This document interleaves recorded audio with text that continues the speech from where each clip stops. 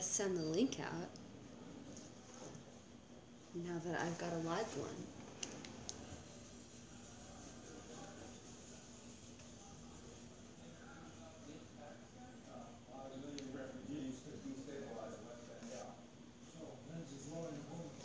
It's always a really slow start, whether it's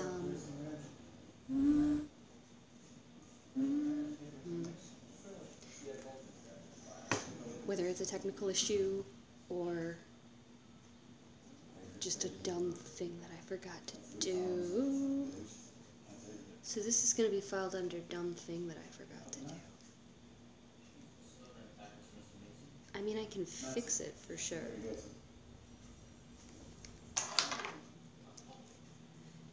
Oh my golly goodness.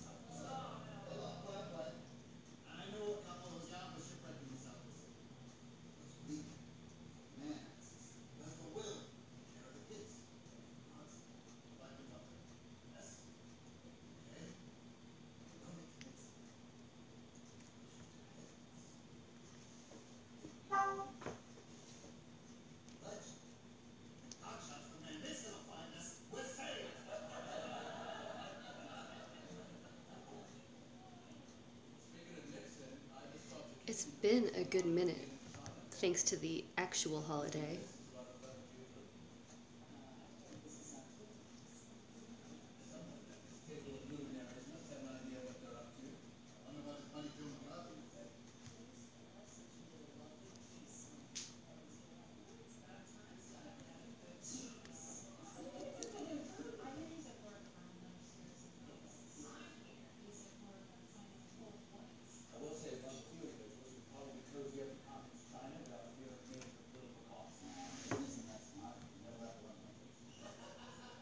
Cool. Yeah, so it's been a good minute since thanks to the actual holiday. But luckily this game takes place in kind of that uncomfortable in-between space between Christmas and New Year's that kind of, it seems like it should still have a whole bunch of festive feelings, but actually not necessarily. Let's try this. Let's try.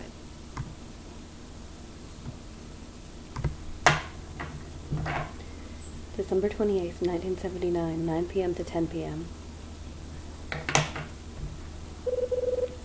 9 o'clock. Bar's open. The moment has finally come.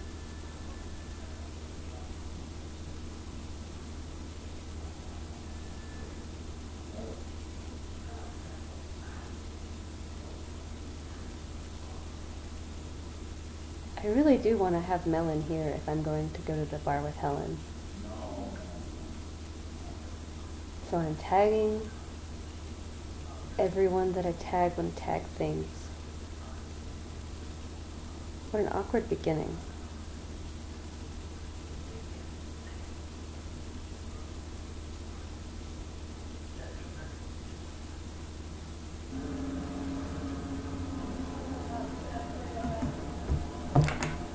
Well, anyway, thank goodness for that.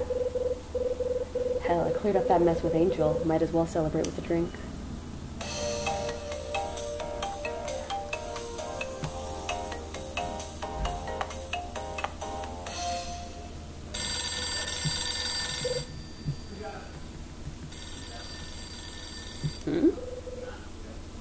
Phone again.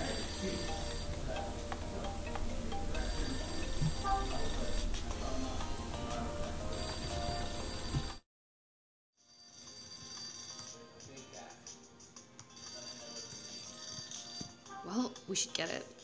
The phone's ringing. Every time the Rachel theme song. Hey, sweetie. Hey, gorgeous. Well, you seem to be feeling better. Ed's back. I'll put him through.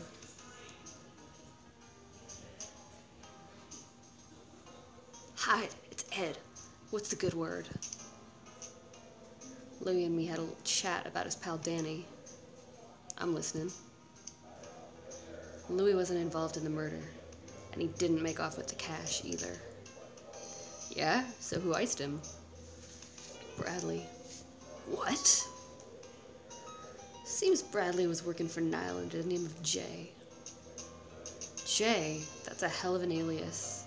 It's really not. I mean, I guess it is in that, like, I think maybe Ed is hearing J-A-Y, but just the letter J is, like, kind of just a crappy, simple alias. Louis and Danny had a meet scheduled, but Bradley crashed the party. Well, I'll be damned. He blew Danny away, then took a painting the kid had swiped from Niall's hideout. Bradley also got the money Danny was using to close the deal. Niall's money. This was 3 years back, right before I met Bradley on the docks. At least that's Louis' story. For what it's worth, I think he's playing me straight. Makes sense. Keep talking. I told Louis I was still on the hunt for Bradley. He put 2 and 2 together and told me everything. Now he wants to help out. Keep saying we're partners. Huh. Revenge makes strange bedfellows. So I've been looking into all of these 1980s games. And early 90s games. And I've always known it was the Wild Wild West, but it's always just so validating to re-explore. There's straight up a game called Murder Makes Strange Deadfellows. Real game. Totally downloaded it. Probably do a Let's Play of it. But there are a lot of cooler and more interesting games, some of which have even better names to start with first. So I can't just prioritize that based on the fact that it is literally fucking called Murder Makes Strange Deadfellows. Yeah, there's more. When I checked in, I heard a guy with my name had stayed here. Happened about 6 months back. Anyway, I searched the room the guy stayed at and found a lighter. Oh yeah? Yeah, and it's a lighter I remember well if you follow. You telling me Bradley stayed at that hotel? That what you're thinking? That would be really cosmic. Could be. Uh-huh. You thinking you can pick up his trail? Worst things could happen.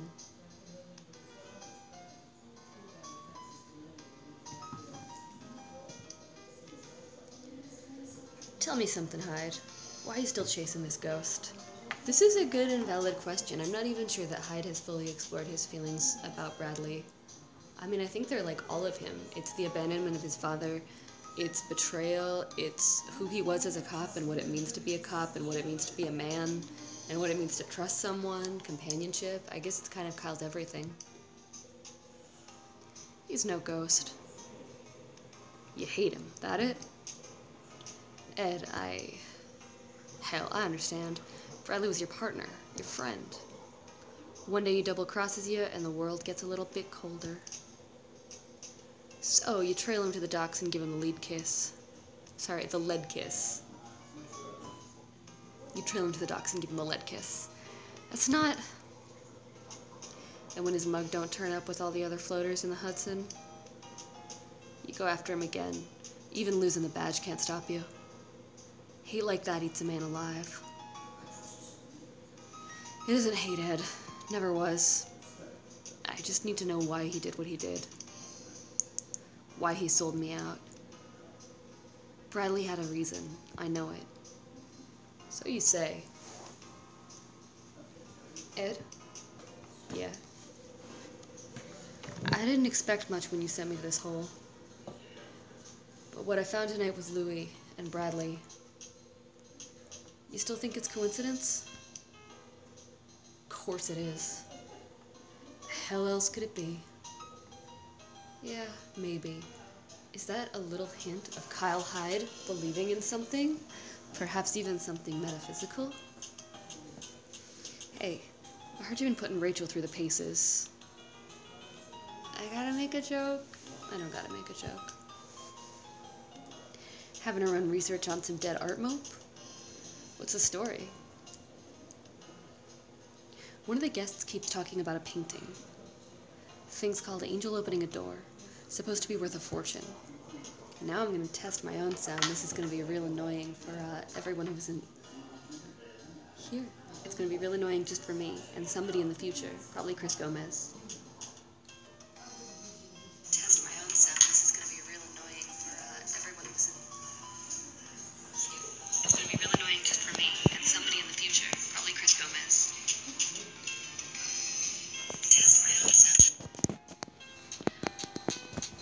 Went really well.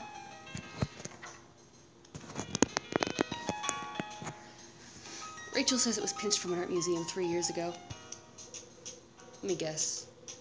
You think it's the painting Bradley nicked? Just a hunch. A hunch, huh? Been a long time since I heard you say that. Your little Donano reunion get the cop instincts flowing again? It's not like that, You just what? I know this sounds nuts, but I don't care. There's something about this place, Ed. I know it. Something here is going to lead me to Bradley. Huh. You really believe that? Yeah, I do. Okay, Hyde. I'll give you one last night to follow this. But if nothing shakes loose tonight, it's time to hang it up. I ain't gonna watch this thing ruin your damn life. I don't have much of a life to ruin, Ed. Alright, enough of this crap. Let's talk business. Remember those items I asked you to find? Well, I may need you to hand them over to the client directly. Sure. I'll ring you up later. Hi, Lynn! I was so lonely, but now I don't have to be lonely anymore. Bradley.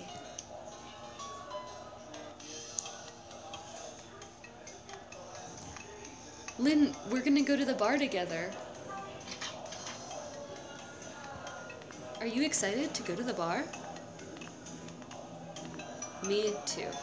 You haven't replied yet, but that's alright. I bet you are.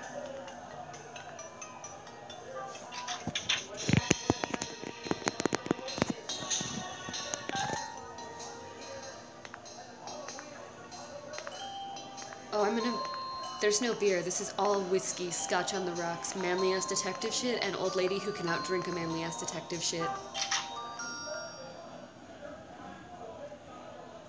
Oh, and Louie's the bartender! Anyways, I totally feel you on your laptop.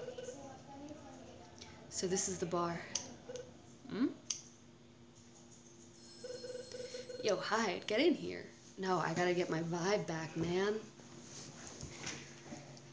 Yo, Hyde, get in here. Welcome to the 7 stars, my man.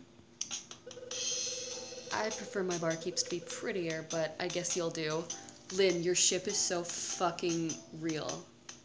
This is... Are you seeing this? Oh, I do get it. I absolutely get it. I think a lot of chest hair could be revealed in this scene, though, in a whole different concept.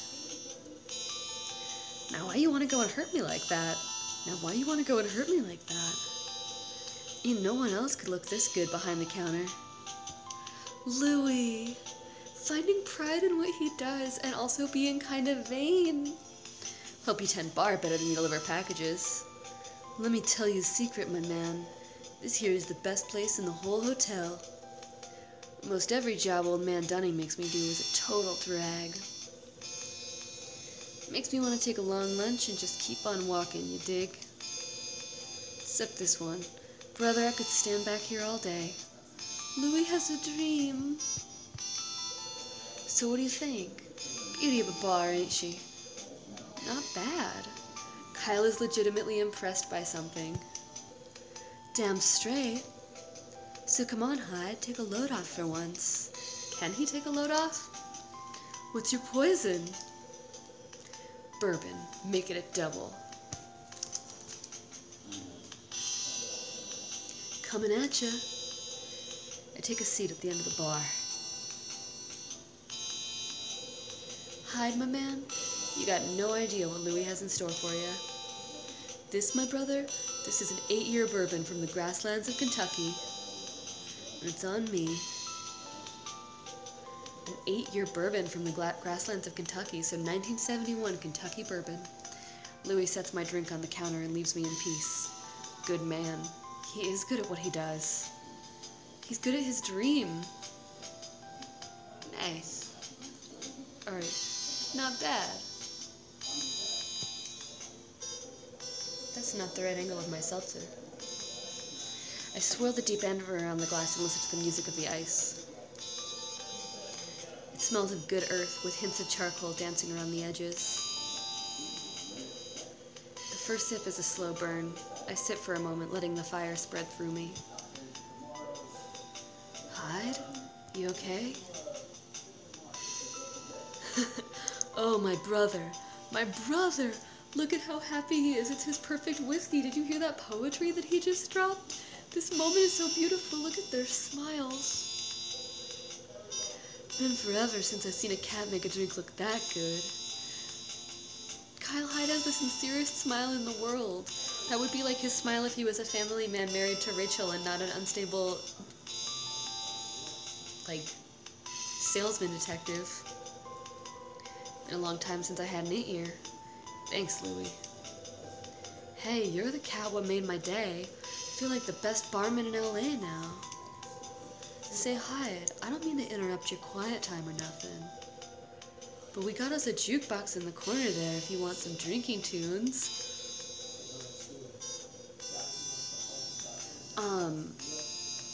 Dang nabbit.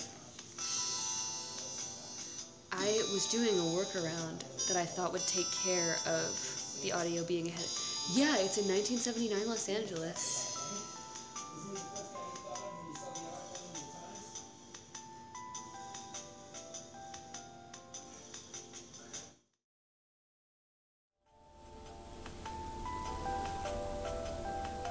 Oh, video is ahead.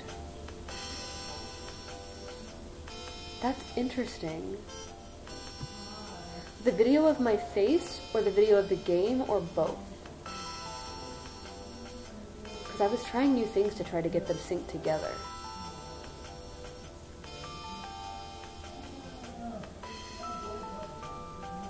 Oh. But is it better game-wise or face-wise? Or both? For example, if I click right now,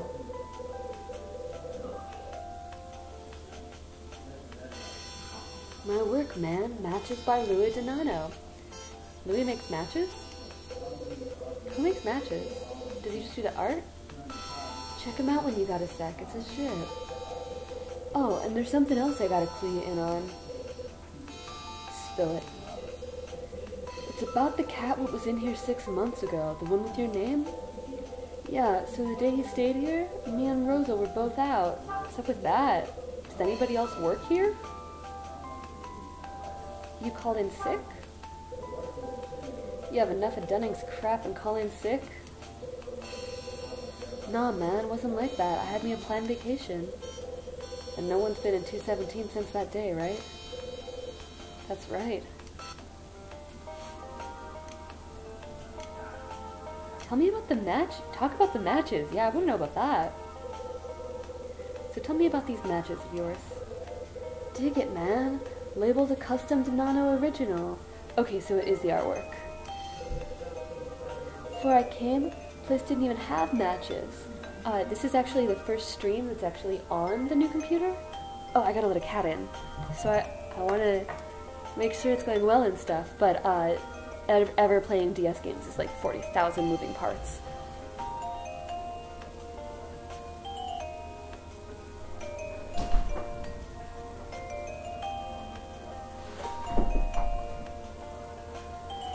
Like, I can only control so much of what happens because a lot of it is contingent on Wi-Fi, like not just the streaming. I love the music in this game so much. That was the original thing that made me crazy, trying to use another emulator. It's not even that everything looked like crazy-ass glitch art blocks. Like, I can live with that, obviously. I think it's kind of fun and cool. But,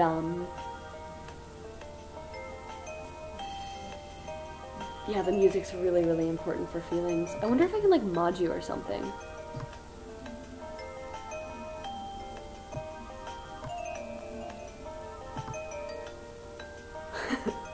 Well, now you're a mod, so maybe you can type more.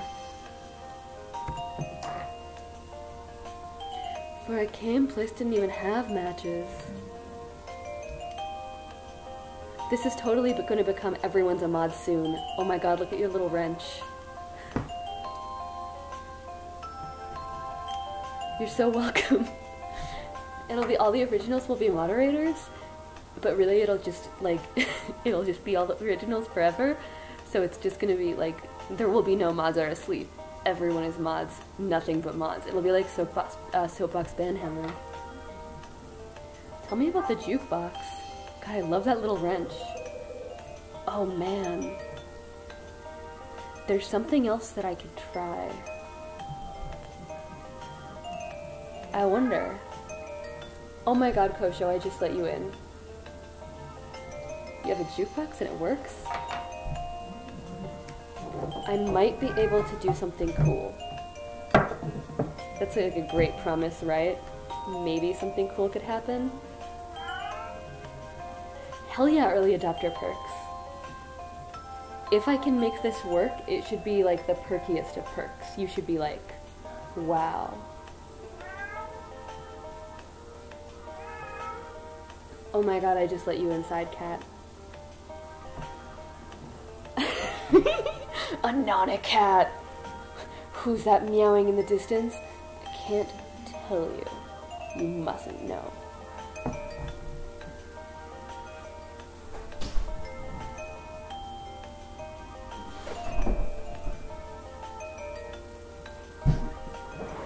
Meow meow.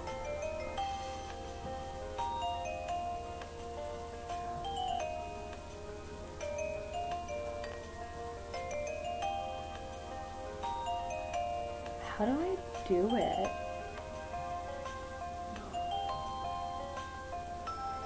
No, I don't want documentation.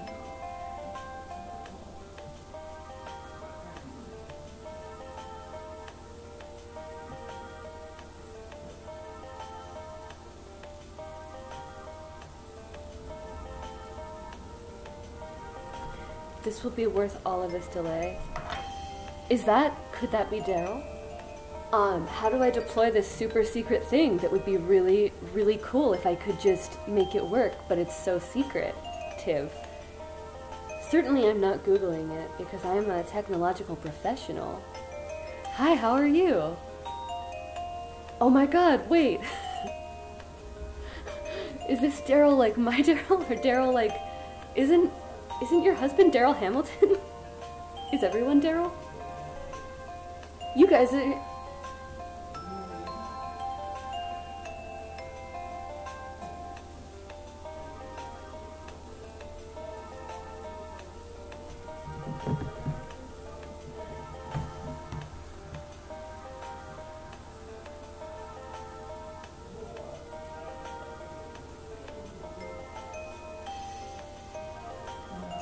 Bio 3 forever.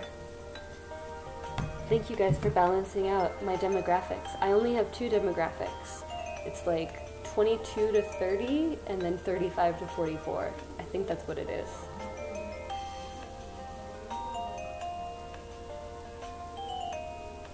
Oh, probably the way that I make this work is by clicking the connect button. I hope it doesn't crash everything.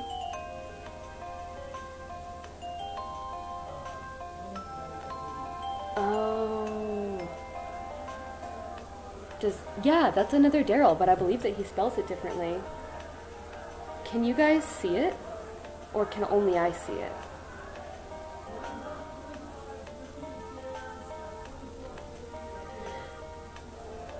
People who have only ever seen my name spelled still manage to mess it up, so I understand the suffering.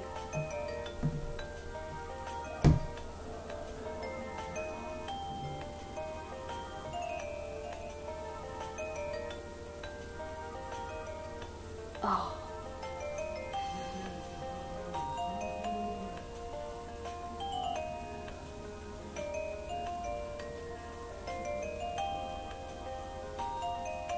It should be deployed.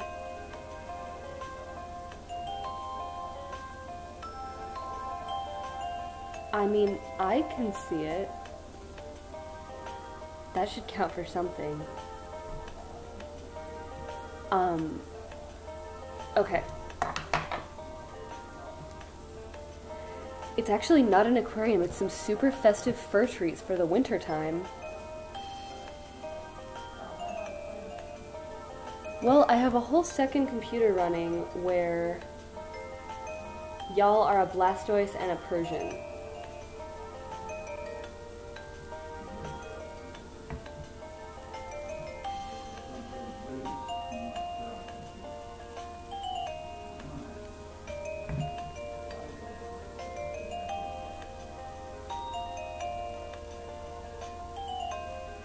Maybe it's like something you have to import, like oh, I bet it is. I actually have no idea. Okay, I'm gonna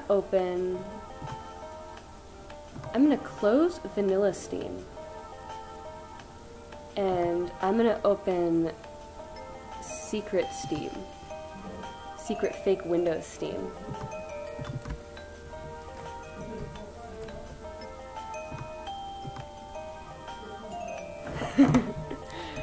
I'm excited to see Daryl. I'm excited for this teamwork.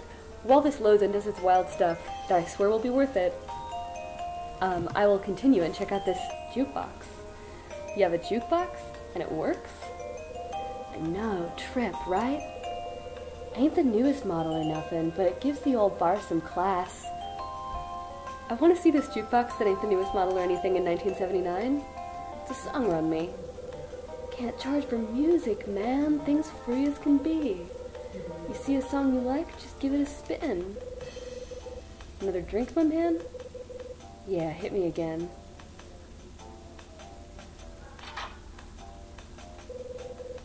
Someone's here.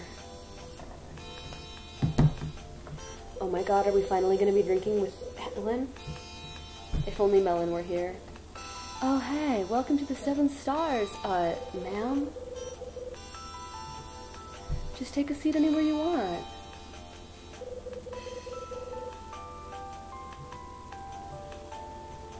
It's the old gal from upstairs. What you having? What a nice young man. I'll have a gimlet if you please. It might be. It sounds like maybe a Chinese cigarette brand.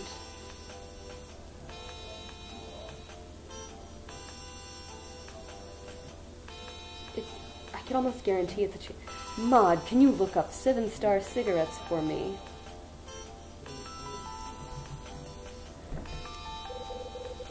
Oh. Someone was right. It was you. And mind you, a real gimlet is half gin and half lime juice and nothing else. Does Louis know this? Does he care? Oh, I don't think he's butthurt at all. Oh, listen to this jukebox jam. Wait a second. Kyle can't take a single step even when he's drinking whiskey without finding something to be completely weird about. It's that detective's instinct. What did he say again? It's about the cat what was here 6 months ago, the one with your name. Yeah, so the day he stayed here, me and Rosa were both out. I'm gonna move this up. It'll all come clear soon. They were both out on the day he came? Yeah, let's check in with Louis about that. Hell yeah. Oh, I was gonna check in with Louis, but also what if I drank this bourbon, though? It's a glass of bourbon. Huh, someone knew I was coming. That's cute, Kyle. It's a bottle of bourbon and it's open. I like this place already. Anything else we can check out from right here? No? Then, yeah, let's try to talk to Louis. Louis. Yeah? You both had a day off?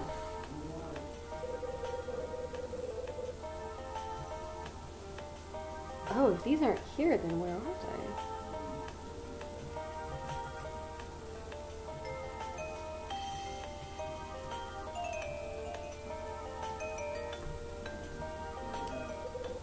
they? I know, man. Trip, right? It's so much booze, and Kyle can handle it all and still be a worrywart. I mean, I guess this is like his quest of destiny, and he's feeling the electricity of the night air and the first possibility since he was ruined by his partner on this evening, so I can understand why he's focused. But I can still give him a hard time for it. That's part of friendship, and part of your OTP ship. Days where me and Rosa both catch a break are pretty rare. Yeah, because no one else works there, and I don't think Dunning wants to do stuff. I think he wants sports. I don't think Mama Sass was even supposed to get that day off. But I think Dunning got his wires crossed because she was out of here too. So yeah, me and Rosa both missed out on seeing that cat's face. Total drag. I mean, I was thinking the electricity from the mystery, but for the sake of your OTP, I will take it. No, Melon, you are literally here just in time for Helen. She did just come in and order a gimlet, but we're not drinking it with her yet. And she specified that a gimlet is half gin and half lime juice and nothing else, or else you suck. And you're full of it. So your timing is incredible. And if all goes well, you will be experiencing this mysterious great thing I'm working on. It was destiny.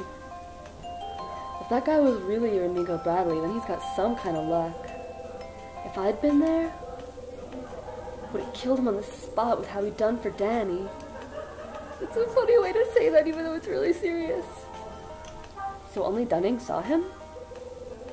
So Dunning's the only one who saw the mystery man. You got it. Hey, why don't I show the boss a photo of Bradley? I'm sure the old coup could tell if he was the mystery guest or not, yeah? Works for me. Dig it, man. I'll just show him the photo like it's no big and see what he says. Leave it to me, my man. Plan will go down smooth as that bourbon. Thanks, Louie.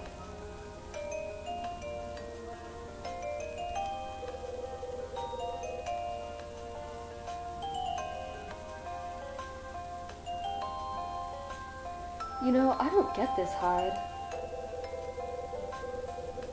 Say the guy what stayed here really was Bradley.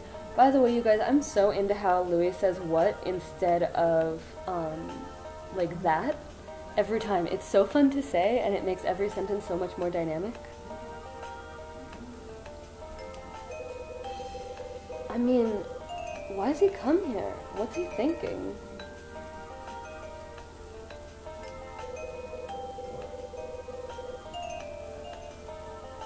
Guy must have had some reason for coming here, yeah?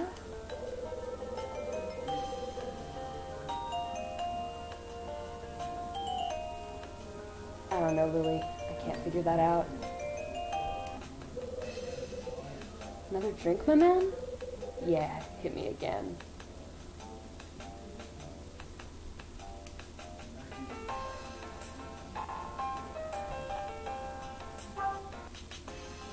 This is the same drink. Oh, I guess I drank it and I'm using the same glass. Like a normal person who doesn't get... Oh my god, you're totally right. Melon, I think that you were here for this, but Louie and Kyle is Lynn's OTP.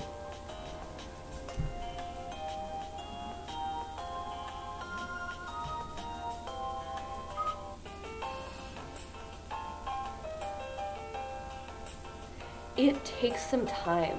Like, it makes you do the Google profile thing, right? It takes like 2 days. I don't know why.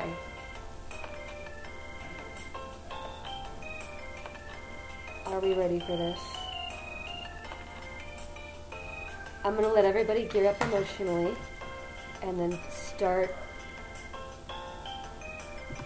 Yeah, it's like a separation. It's where YouTube and Google intersect, and I think their databases are just like messy. Oh my god, I just want to download all of these. Don't make me work for it. I'm not willing to work for it.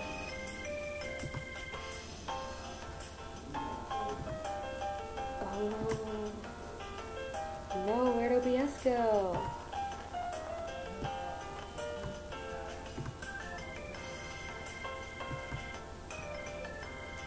Yeah.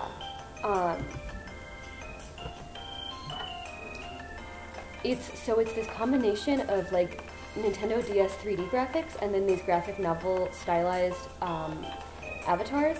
They would vibrate less on a real Nintendo DS, but this is 10,000% as good as we're gonna get. And it's rotated, so it's not like normal DS where you have your buttons on the bottom. You turn it to the right so that it's like a comic book that you're reading, which means lots of creative things in terms of getting it onto the web legibly. You'd be surprised how difficult it is to rotate that thing's 90 degrees.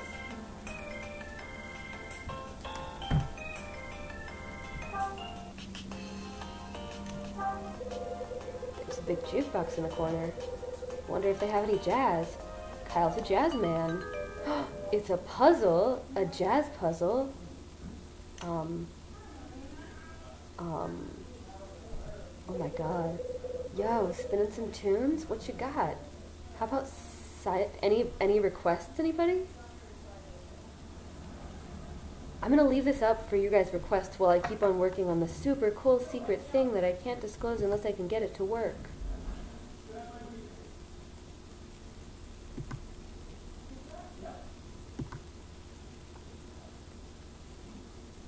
Suspicions it is.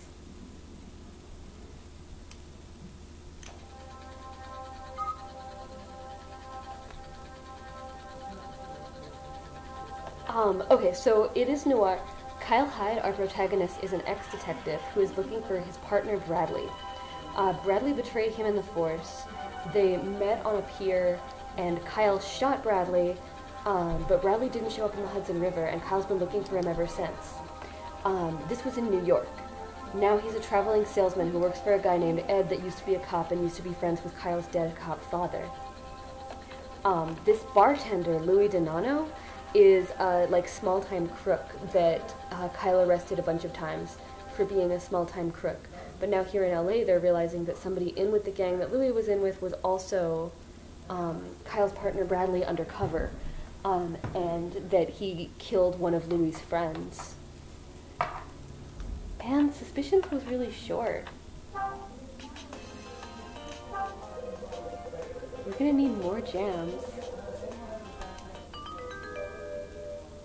So now Kyle is staying in this hotel called the Hotel Dusk in a room 215 called the Wish Room, and another guy whose name was Kyle, put his name as Kyle Hyde, was here 6 months ago, and they're now certain that it was Bradley, who is also known to Louis as Jay. And there's just a whole lot of stuff that seems to be destiny going on. Oh, that's that real sad one. Oh, we can find out what all the songs are called. This is exciting. Whoa. Give me Violet Sky. Oh, that's so pretty.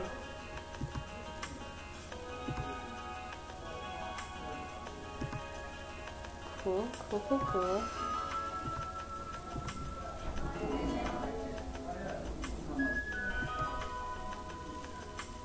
You know what? He cries to come in, and he cries to go out, and he cries to come in, and he cries to go out. That not a cat?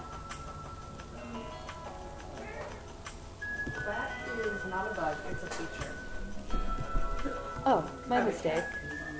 I'm sorry, I'm still learning about cats. I didn't realize there were pages either. How about Sunset Man?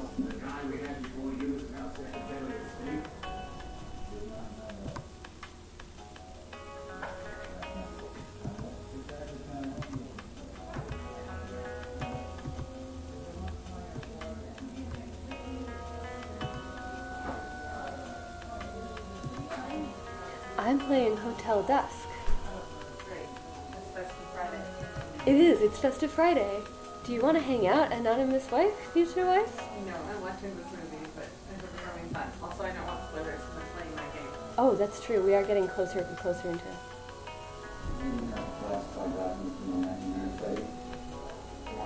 Uh-oh, I'm not sure I know how to...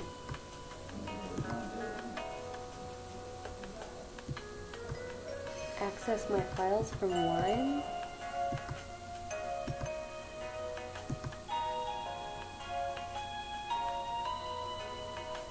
You guys, we're really getting closer to this.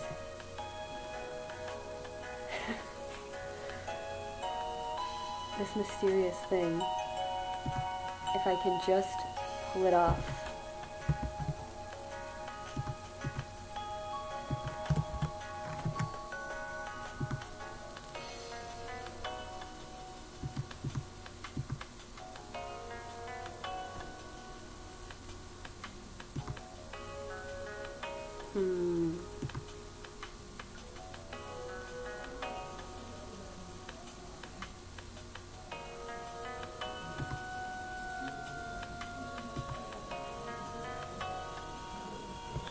Things I should have thought of before that would be great. They would be great things. Yes. Looking at Steam, looking at what app I have open on Steam is, I think, cheating.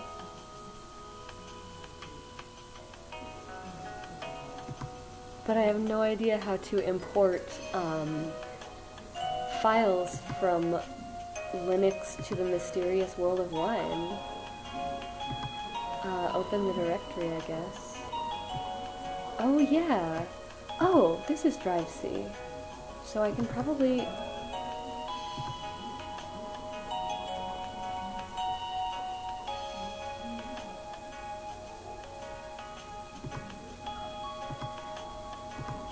import folder. I am okay at Linux, but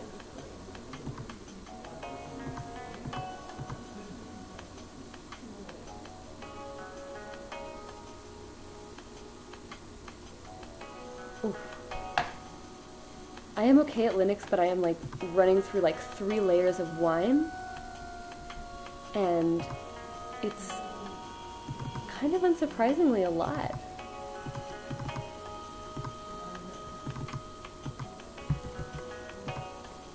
But I could totally help you with a Linux. Oh my god, why can't you find the files? I just put them in there. Oh, because I want to put them in import, not in favorites. Import is under data, is under... Oh my god. Okay.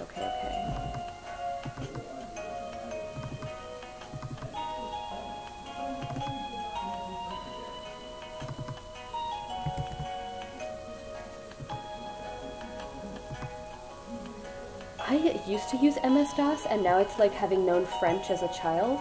Like, I once was fluent, and now I like try to put things into a terminal on Windows, and I'm just like, fork? Fork. Oh, there is data to extract.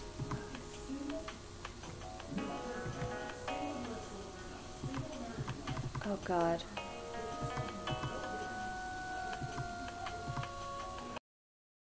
We're gonna have to come back to this. Oh, I am being totally blarfed. I'm getting blarfed right now. You know what I freaking want to install on Wine?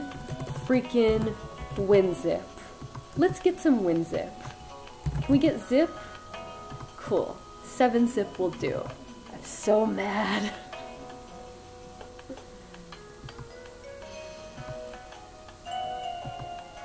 But I think it's going to work amazing when it eventually works.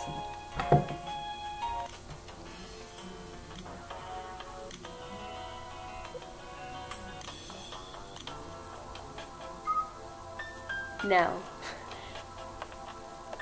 that I'm... Yeah, you know what, Lynn? I'm getting into that blarf focus mode. We played Bewitched last night, and I, like, became a laser-focused crazy person. And a good evening to you, Mr. Hyde. Are you down here all by yourself? Yeah. I drink alone. Less hassle that way. Told you it was noir. Oh, I couldn't agree more. But tell me, what are you drinking this evening? I'm a man of habit. First one's always a bourbon. And I let the others take care of themselves. Oh, Kyle, man after my own heart. My stars, spending a Friday evening chatting with a fine bourbon-drinking gentleman.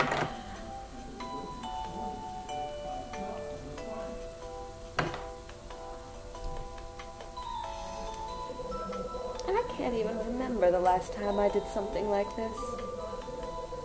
Goodness, it takes me back. It truly does.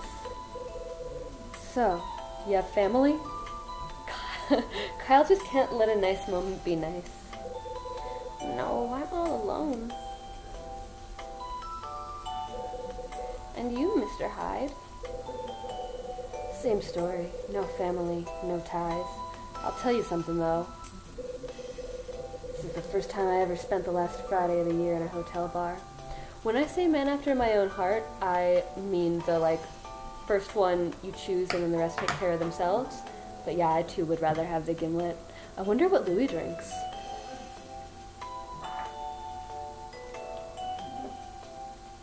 First time I ever spent the last Friday of the year in a hotel bar. You guys, we're spending the last Friday of the year in a hotel bar. I don't know if this is the first time. I'll never know. And the first one I ever spent with a nice gimlet drinking lady like yourself. Kyle, charming the pants off old ladies. Oh, Mr. Hyde, you certainly are a charmer.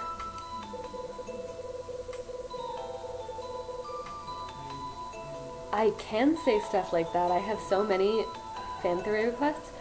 It was a fantastic coincidence. I've been playing this game because it takes place primarily on December 28th and 29th, and it's like, so it's got Christmas vibes. So if I played it all the way through December, I'd get through it. Oh my god, Lynn. You're right, I can't.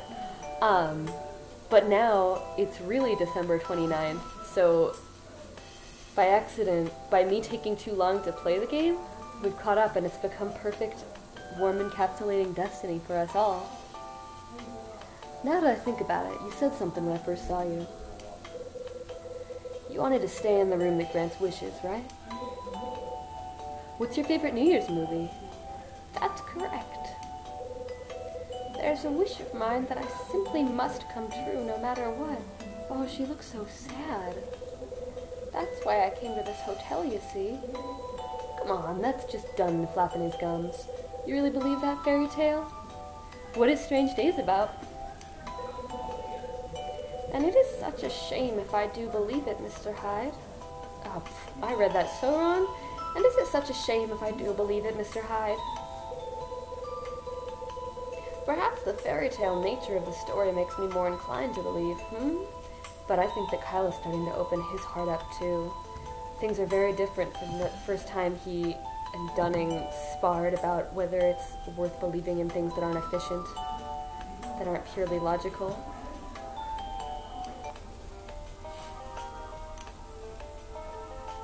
God, we're gonna ask her how long she's been alone? Well, we're flirting with her, so maybe we can say it in a flirtatious way.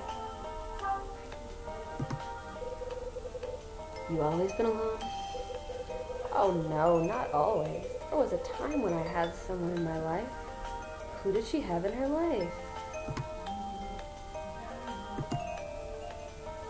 I'll look into it. I have a notebook that I mean to bring and write down things that I will forget.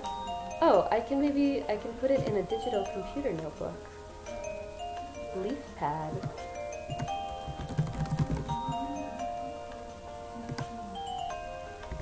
A lot can happen when you live as long as I have.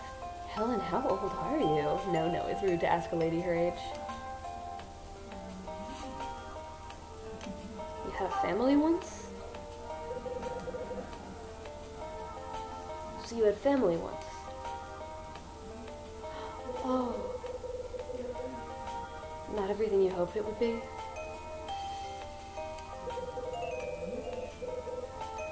Oh no, it's nothing like that. It's just... well, it's all in the past, you see. Nothing interesting to speak of. You don't want to talk about it, I'll mind my business. And my drink. Oh, they're good friends. Just thought hearing about you in the heyday might be a kick in the pants.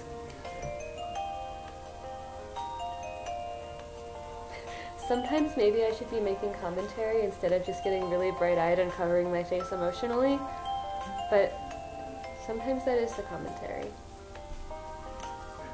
What's your wish? So what's this wish of yours? Now, Mr. Hyde, that's my secret. All people have at least one genuine wish in their heart, don't you think? But you never really hear about such things because they are so personal. Not the kind of thing you just give away to anyone, don't you agree? Sorry to keep you waiting. We got a giblet for the beautiful young woman. Oh, Louis, you precious sleazy boy. Oh, what a rascal you are. She summed up what I was trying to say. Better than me. Oh, and bartender, I'd like to order this man a bourbon. You guys, we're spending the last Friday of the year in a bar together with Melon and Helen. Coming right up. Bluey heads back down to the bar. Now, Mr. Hyde, how would you like to play a little game with me? What was this gonna be? Just to pass the time until your bourbon comes. Oh, hi, Soliton Medic. It happens maybe a little bit. I'm so happy to see you here, and I'm so happy that you're glad. I'm not much for games. Oh, but you'll like this one. It's more of a trick, really. Now, just give me one moment to set this up. Alright, I think that should do. Oh, my laptop battery is critically low. I should work on that. It would be terrible if this started hibernating at this time.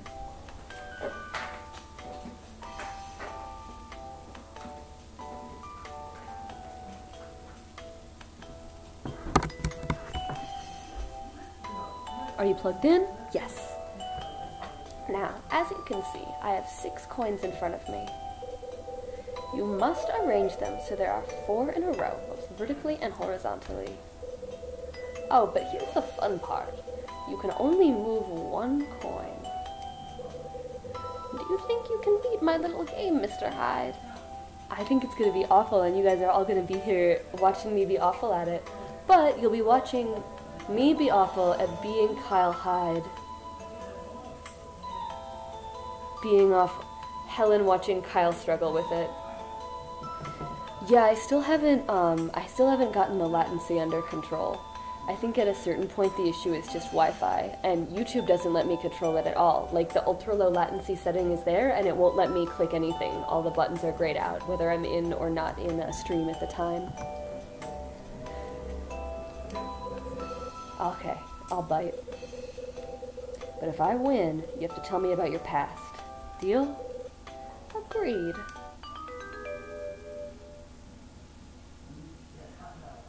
I mean, I think that the latency is caused here, like this is the home of latency. Shoot, what's the goal of the game?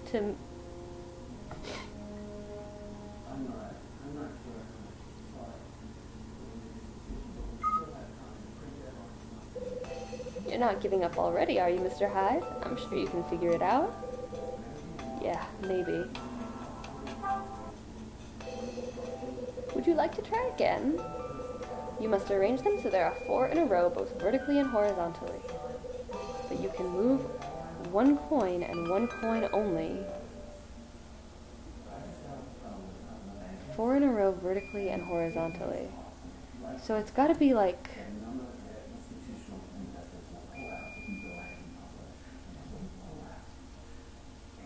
I mean, I didn't know that there was any navigation pertaining to, like, YouTube gaming. I thought you just sort of...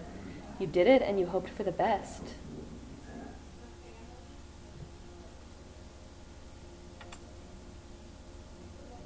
Well, this is not what I wanted.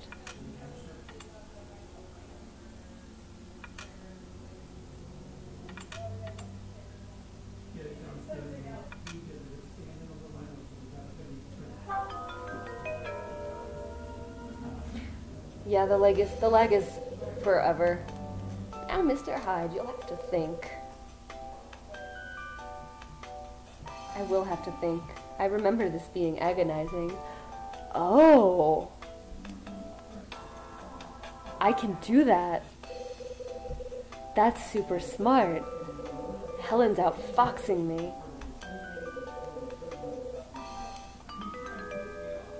No, it's okay. It would have just been a terrible struggle.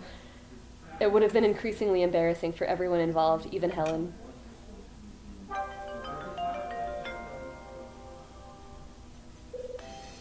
There. Soliton, I'm gonna do the last window once I finish Hotel Dusk as well. Oh, that's awesome! That's super lucky. Yeah, it's next month, so January, so probably in some days I'm gonna start the last window as well when we finish up this one. And there's, like, all of the other episodes leading up to this are archived, in case there are inside jokes. I think maybe the biggest inside joke is that Melon needs to be with us when we drink with Helen, and that Lynn's OTP is Kyle and Louie. Oh, you solved it. Wonderful. Either way, that's super exciting. I'm so glad you're here. Perhaps it was too easy for you. I might have had someone look it up. Very well then. As promised, I'll tell you a little bit about my past. I'm listening. Oh, and since you just got here, I can tell you that this scene, Kyle is talking about how he's not sure he's ever been in a bar on the last Friday of the year before, and we are all together here in a bar in Hotel Dusk on the last Friday of the year. The truth is, this is not my first stay at this hotel. Wait a minute. When were you here? When did this happen? Awesome! Glad to hear it. There's a Twitter by the same name too, which is where I'm like, oh, I'm late because I'm tired. I first stayed here 20 years ago, then I returned 10 years later. Wait, you've been coming here once a decade for 30 years? That's correct.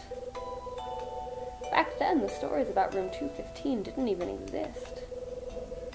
Oh, don't worry about your responses being late. I'm sorry that the delay is so bad. I'm, like, well aware of it. It all happened so long ago. At that time, I was working in Las Vegas. What was Helen doing in Las Vegas? Is that where you lost your eye? What did you do? So what'd you do, professional gambler? No, nothing so glamorous, I'm afraid. I was a magician. That's like 10,000 times as glamorous as a gambler. Yes, before I lost this eye, I used to entertain huge crowds of people. It's not too late to have a drink. I have this seltzer. You could have a bourbon. You were a magician?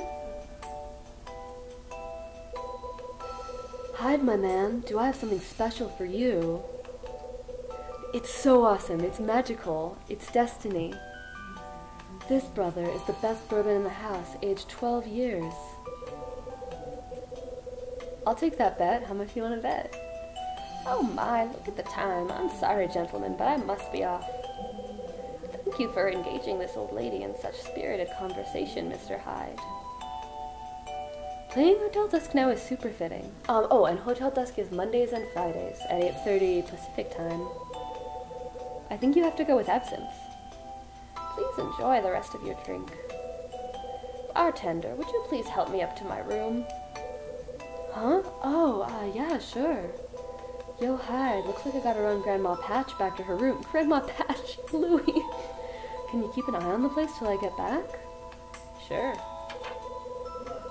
Helen and Louie leave the bar together. We'll see more of Helen. I have the original game card somewhere. And then, my anonymous future wife has it in Japanese, and it's like, the box is glittery.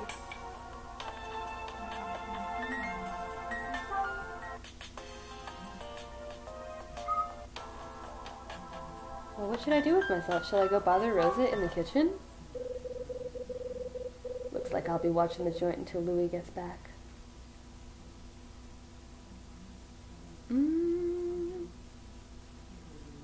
Well, I can play with the jukebox. I think this game is from 2007. I'm gonna look into it now. Yeah, I'm fairly sure that it's 2007. Oh, we should look at this plant. We should look at every plant. It's set in 1979 and it was released in 2007. Nice plant. Wonder if they water it with leftover drinks. Oh, hey. It's one of these stickers. Plus 80? Okay.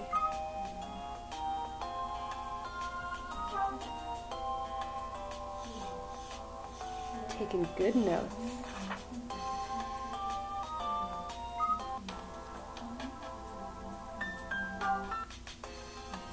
Back to actually trying to use the jukebox. Thank you, Lynn. It's a jukebox. Pretty flashy little number. Hope it's got some decent tunes on it.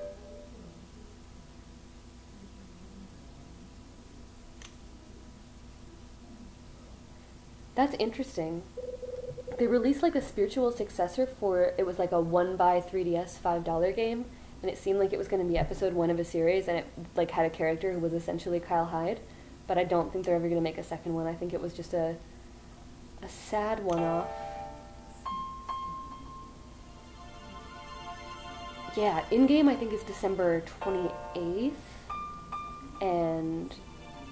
but it's still Friday, and that's what matters.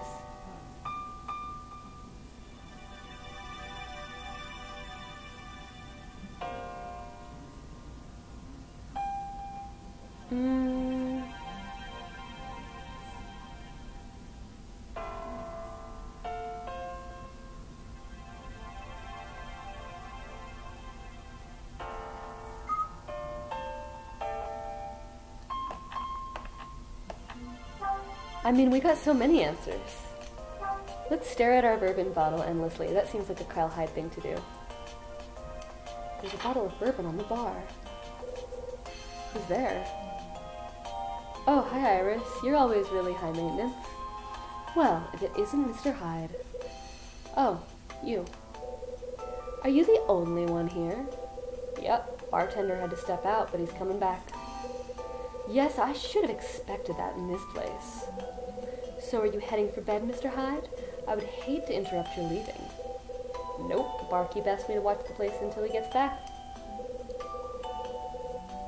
It is really sad. Lynn, can you look up what that spiritual successor game was and tell our new friend Medic?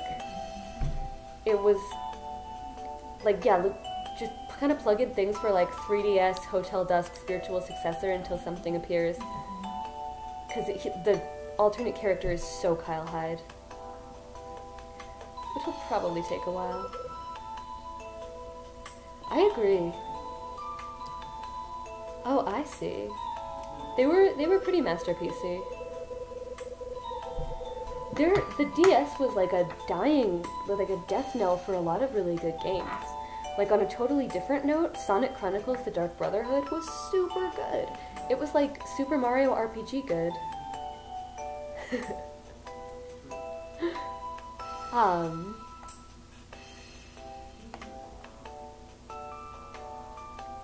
Because it was like that. Like, it had a bunch of Sonic characters in canon. The canon was a little bit off, and it was like an action RPG, and it was super fun. And it ends telling you, it is not Last Window. Last Window is a European-only released. What was the thing? Oh yeah, so it freaking ends on like, oh, we're gonna have a great sequel. And then that was 2010, and there was never a sequel. And The World Ends With You never got a sequel. There are so many truly brilliant things for the Nintendo DS that just got shafted in the annals of history.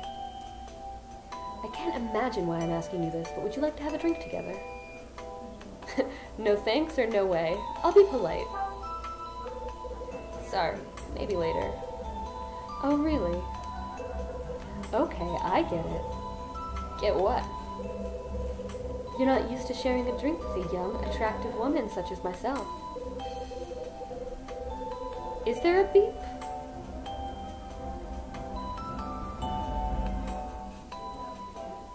There shouldn't be anything that I can't hear. Maybe it's that one sound from the... That beep is a crying cat. She wants to go outside. It's a feature, not a bug.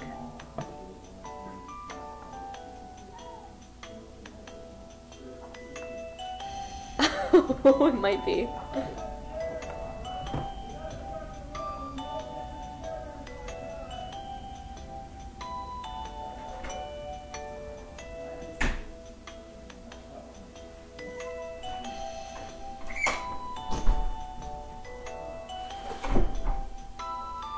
We'll never know if it was...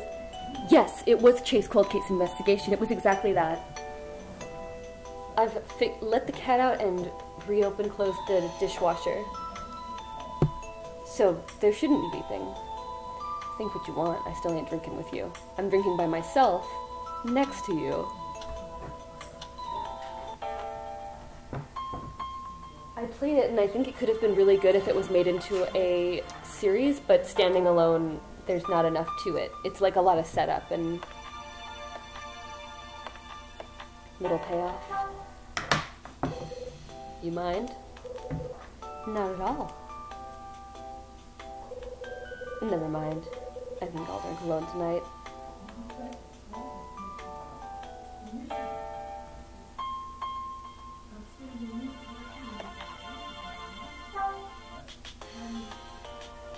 Oh my god, the 999 series is so freaking good.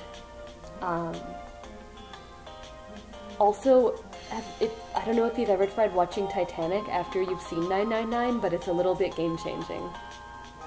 Sorry, seeing Titanic after you've played 999.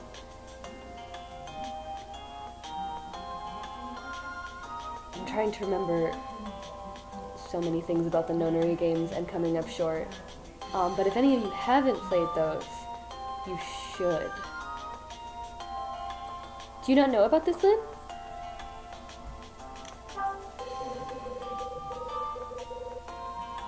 I don't know. I mean, I guess does, I think it's because the DS was really, really optimistic about graphic novels because of its, like, they were like, oh, we have this new format, let's try all of these new things. Because, 999's, because of the setting. I want to be careful in case Daryl hasn't played it and would one day want to play it. But because of the setting of 999, if you watch Titanic afterwards, you'll be like, oh. Yeah, the chase game is, it's like, if you need to buy a game that will last you longer, don't buy that game, but if you have an extra $6 lying around, it's a quick play, and hopefully giving them money will eventually somehow result in this franchise being continued. The glass is filled with bourbon, my old friend. Who's there?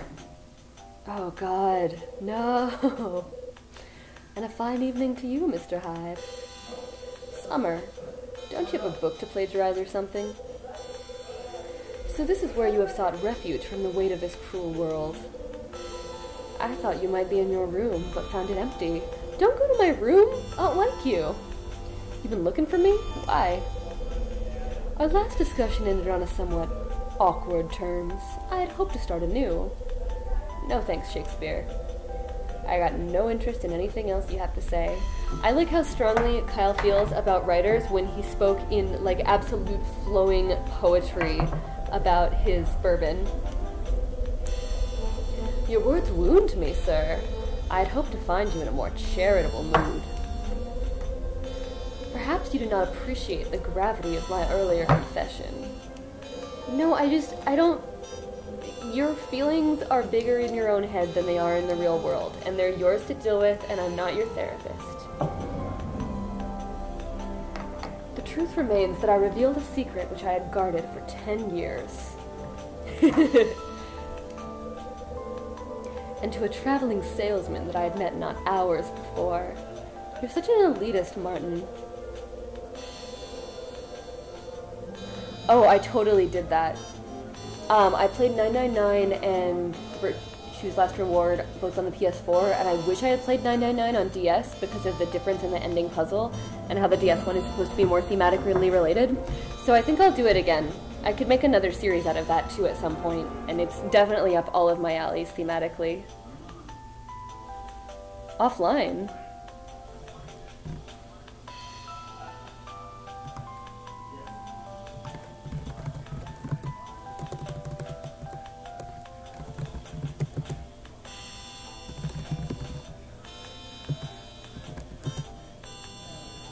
Technology! You're a curious fellow, sir, and I find myself in awe of your gruff nature. It could be any number of things. And so I thought we could engage in a further bit of light conversation. Mr. Hyde? Yeah? I'm finding that drinking alone is just as sad and pathetic as I thought it would be. Oh, I thought she was going to say as I thought it would be to drink with you. I'll be leaving now. Do enjoy the remainder of your thrilling evening. Iris leaves the bar. At this point, they hate each other so much that I think they're gonna do it. I don't ship it, I just think that there's tension. I say. What? Who was that woman? She's the dom staying in 218, named Iris. Iris? Oh no, that's not right. Hold it. What's not right? Oh, it's nothing, really. I just had the feeling I'd seen that young woman before. You're gonna need to clarify your not based on the latency. Tell me more. What are you feeling? In detail. By the way, Mr. Hyde, I have just remembered a small nugget that may be of interest to you. Go on.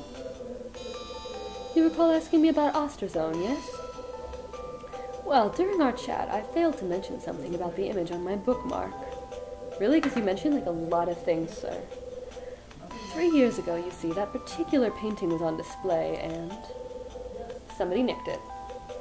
Oh, you knew already. Yeah.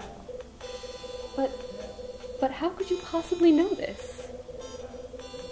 Look, I don't want it, and I don't think that they want it either. I think it's just how things are. Sorry, I should clarify that there will be consent. Neither of them wants it conceptually, but they will agree to do it as adults who are interested in performing the act when the time comes.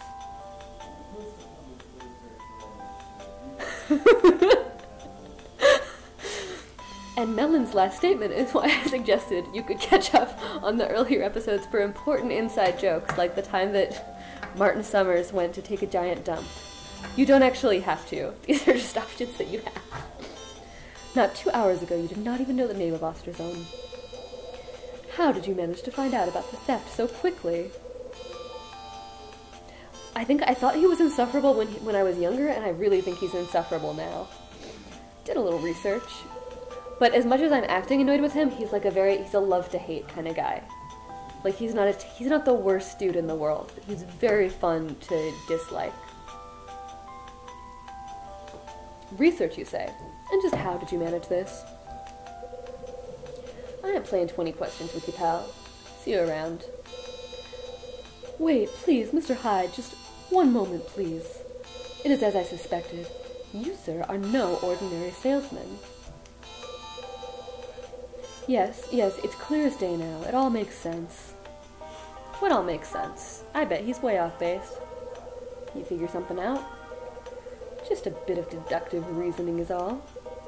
I am, after all, a mystery novelist, first and foremost. Are you? Oh, that's true! I'm, like, very fuzzy on my memories of the last window, but... I mean, there's a lot of character development in this game. It's, like, I really openly hate Melissa's dad, but as I recall, there's, like, I end up forgiving him in some capacity. I couldn't help but attempt to grasp your true nature. A thieving mystery novelist. You claim to know nothing of Osterzone or his work, and yet you seem quite well informed on this matter. How is that? You are also employed as a salesman, but lack even the most basic of people skills. Okay, that's pretty funny. I'll give you that one, Martin. So what can we deduce from this, Maybe I can deduce my fist to your face. Bet that'll shut you up.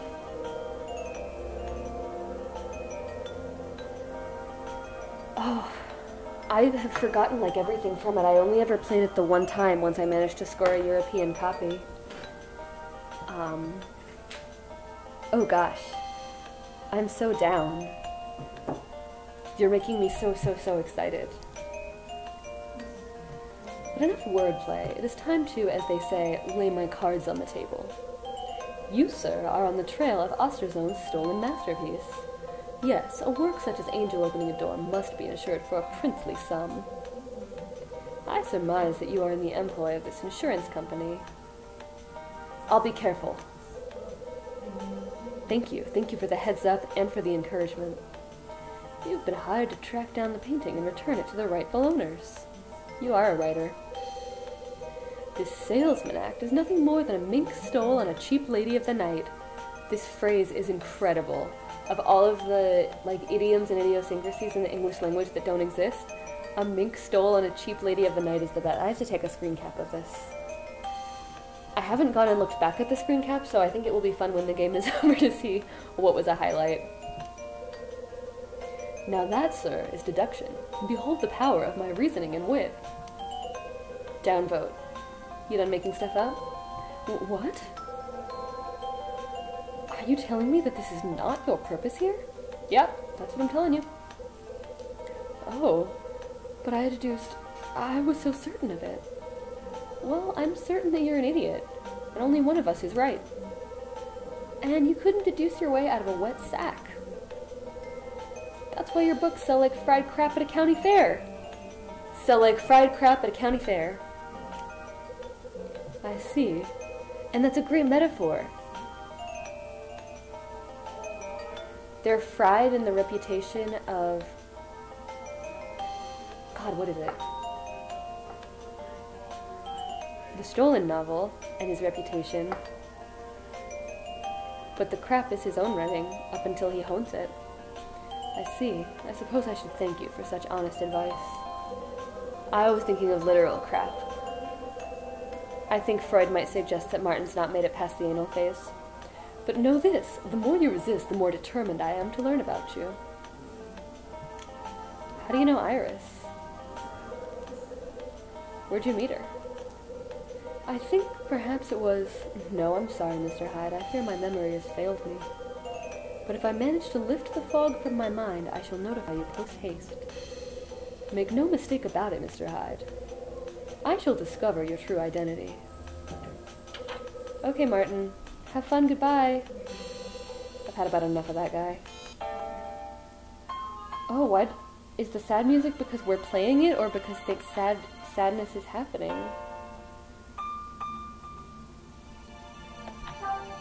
I just keep staring at my drink and people just keep paying attention to me.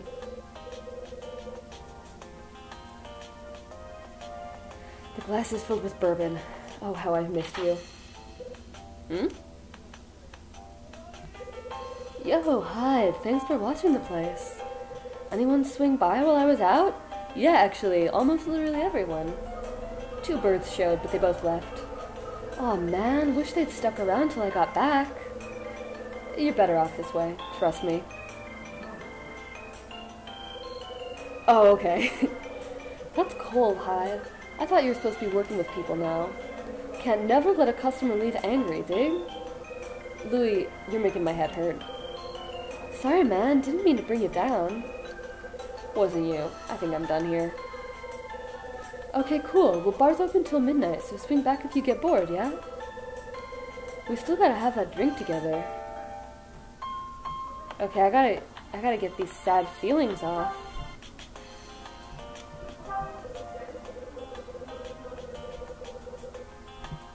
There's no time for their kissing.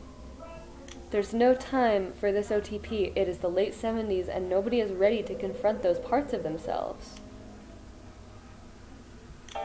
No, that's not what I want. Yeah, that's what I want. But I did put on romantic music just for you. You mind? Need a refill, my man? Not yet. Then give me just a sec here, yeah? I'm polishing glasses, but I'll be done soon. Is polishing glasses like a real bar task? I've never been a bartender. It's Rosa! Oh, Mr. Hyde, good evening. You're still cleaning? Kyle, she never stops. She's the only person here who actually does work. Oh yes, clean, clean, clean. That's all poor Rosa does. You are absolutely right, Lynn. I am so sorry. It is called the Wish Room, and if you stay in room 215, your wishes will come true, including your OTP. This old hotel's about to fall apart, you know? Sometimes I think I'm the only thing that keeps it going. The what? Oh, that makes sense. Besides, the key to good housekeeping is sticking with it. Can't let dirt win. Guess not. It's like fighting crime. So where were you, huh? Did you stop by the bar? Yeah. Oh, and how was it? Not bad. That's good to hear. Dunning decided to let Louis manage the bar all by his lonesome. That boy, when it comes to cleaning, he just wants to loaf, but he loves that bar. I don't know if this is Hotel Dusk culture or the culture of this channel, but we love Rosa so much. We think that she is an underappreciated angel. Like, beyond even the cleaning, she's so kind. She takes in Mila and she gets, like, even nosy-ass Kyle Hyde to get the hell out. And she protects it. She protects her from, like, creepy Jeff Angel and well-intentioned but creepy Louie. She's everyone's mom. She's the literal best. She takes care of everybody in exactly the way that they need, and she asks for nothing in return. I bet she's had a long life, and it's made her warm instead of cold. That boy, when it comes to cleaning, he just wants to loaf, but he loves that bar. Seems so. Team Rosa. Well, that's Louie for ya. I wish he would put the same effort into helping me, but Willie, land's sakes, no. It was destiny that you joined us on this fated night. How long has that bar been here? Oh, quite a while now. I heard it was open to celebrate the hotel's 10th anniversary. Me? I think it's too small, but folks seem to be taken with it anyway. People like that kind of dive style. It's always full, and the folks there always leave a terrible mess. I thought she was going to say a great tip, but that sounds more realistic. When was the anniversary? So when was the 10th anniversary? Well, let's see. The hotel was built 20 years ago. That was 1959, so 1969, if my math is right, and I just know it is. 10 years ago. Wait a second. That incident with the missing kid happened about 10 years ago. So I heard about a strange incident that went down 10 years ago. You know anything about that? Oh.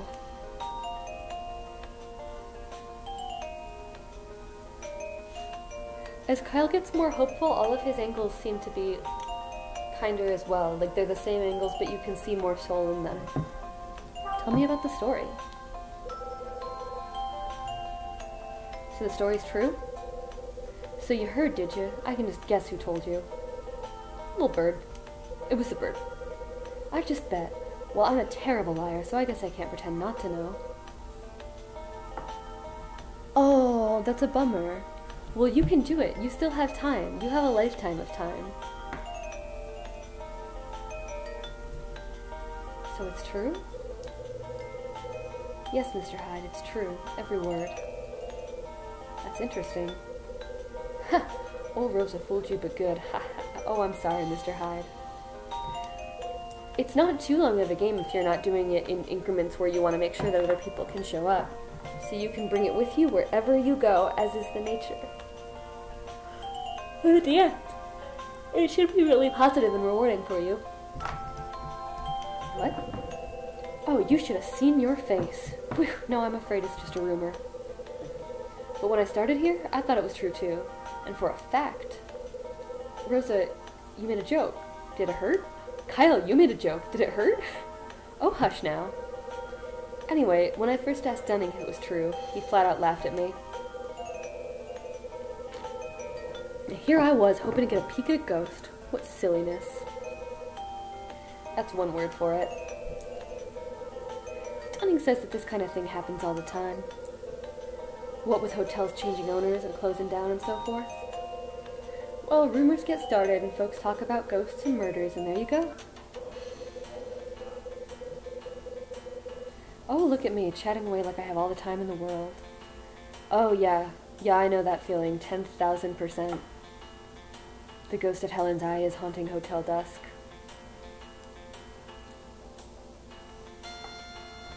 School doesn't start up again for me until February, and I have a super light semester, but...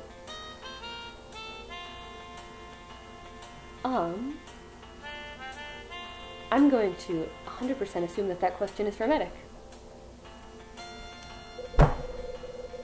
So much cleaning still to do, and look at the time. Busy, busy, busy. Look out of your hair. Oh, but Mr. Hyde, maybe you want to hear more about this hotel's history, hmm?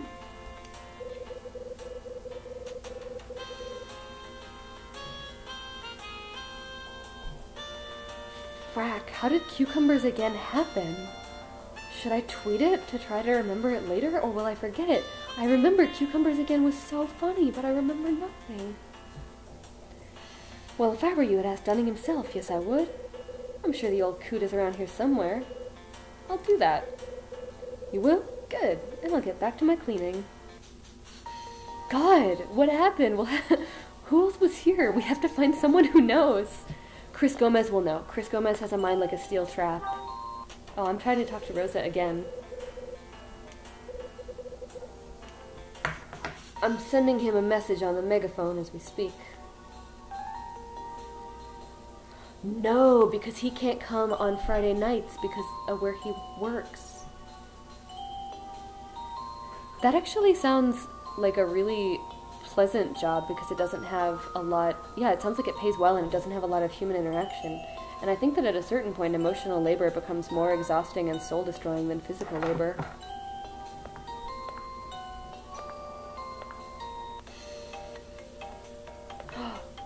Okay.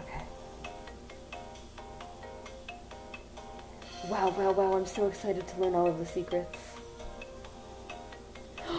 I fucking remember cucumbers again. Trying not to swear, I'm trying to be so friendly to families. Okay, cucumbers again is because somebody here, Kai, was saying that she thought that Kyle Hyde seems like the guy who keeps a secret dream journal. So we wrote in the memo book, cucumbers again, like he'd been dreaming of cucumbers. And at some point I had to delete it from the memo room because I needed all of this info. I needed all of this space. So I put cucumbers again on the Twitter so that we would hashtag never forget.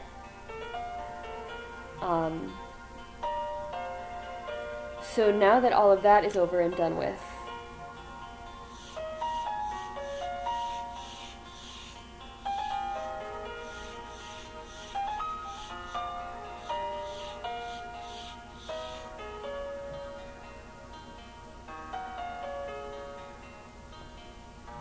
oh, that's really sweet interaction.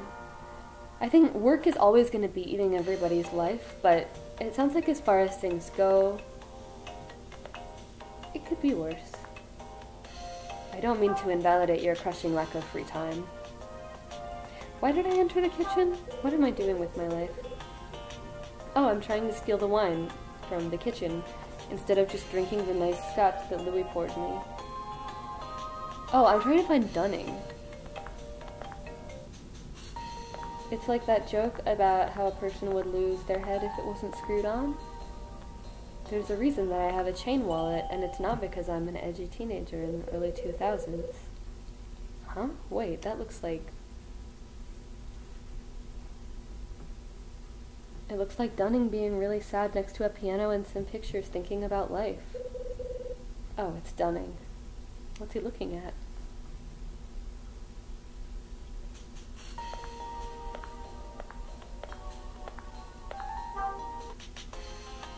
Oh, I guess I just looked. Well, I already have the piano note, I think. Hi, Dunning. What you up to? Hey there. Huh? Oh, it's you, Mr. Hyde. What do you need? Tell me about the hotel's history. Its history? Now, why in the Sam Hill you want to go asking about that nonsense?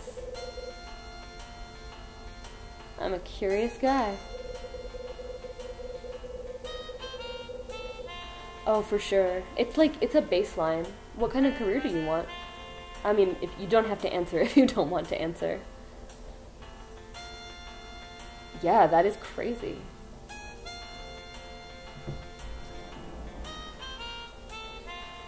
Look, I was just down in the bar and someone told me a little bit about it. Said the bar was built for the hotel's 10th anniversary. Dunning's only mad if he knows that we rifled through his office, which he won't because we put away all of the stuff that we stole and we didn't ask him about his daughter who we have no business knowing about. That true? So you heard, did you? Has the name changed? Has it always been called Hotel Dusk? Yup. Been the same since day one. Apparently the fellow who built the place gave it that handle. Went up on the roof after they'd finished building and took a look at the sunset. The fellow was so impressed he named the joint Hotel Dusk. It's like the most beautiful thing that ever happened in imaginary Los Angeles. Leastwise, that's what I heard. Yep, I thought about renaming the place when I started running it. Oh, that's sick. But when I heard how much it cost to change a damn sign, I about near fainted. I don't know what they used in the 70s. We need somebody who was around in the 70s, like, as an adult to tell us about these phrases. I guess that one really is all, like, networking and working on your own side projects.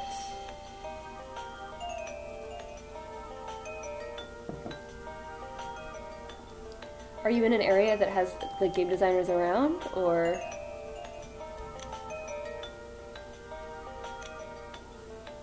When did you take over? How long have you been running the place? I used to work at a FedEx that was down the street from GDC, so I would do all of this. At the time I was in too much despair to be trying to build any kind of career or anything, but I would get to talk to all of the game developers when they came in with whatever emergency, whatever business cards they didn't print, whatever posters they didn't print, which was 100% of them. It's 100% of every conference goer ever. So, area matters. How long have you been running the place? About 5 years now. I've been thinking about starting a business when I saw this hotel for sale. The place was going for a song, so I bit. Talk about a sucker. Should've just buried my cash in a damn hole. Oh, Dunning, but the wish room. And magic. Magic. I thought a hotel would be a perfect way to make some quick scratch. Of course, after opening, I did nothing but break my back every damn day. I mean, I think as long as you're working on your own stuff and working sincerely on it, networking is something that happens, like, just through, like, hey, I made this cool thing. And magic?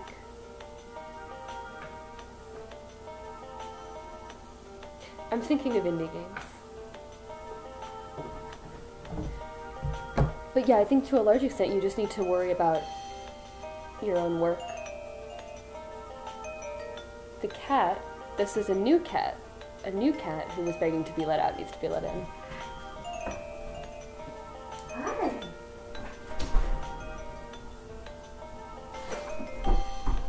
You're not hungry and cold?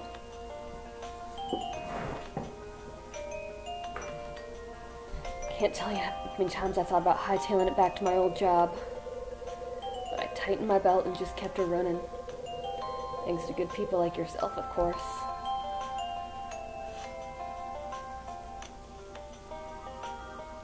But I guess I feel like everywhere that's dense in terms of any kind of networking has obscene rent. What did you do before?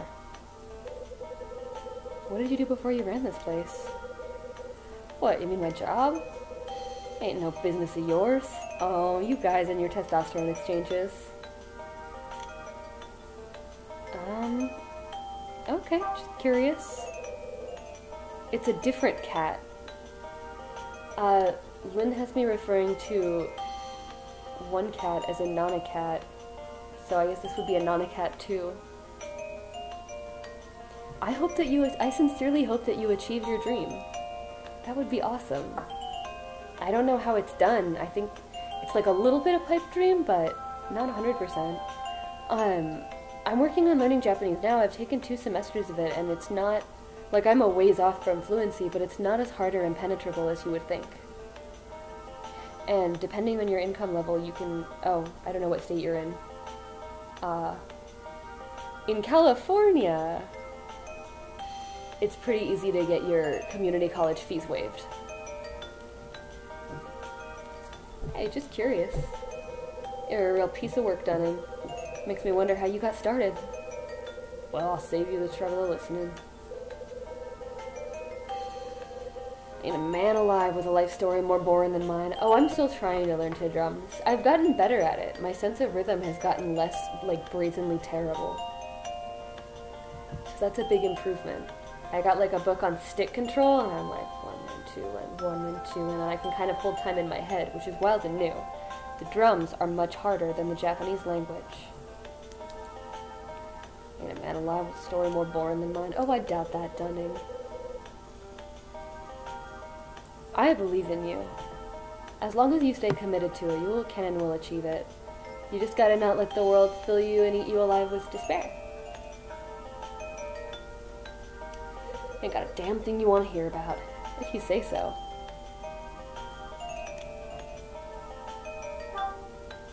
What were you looking at? So what were you staring at when I came in? Pictures. Pictures? Yep. Take a look up above the piano. See them frames?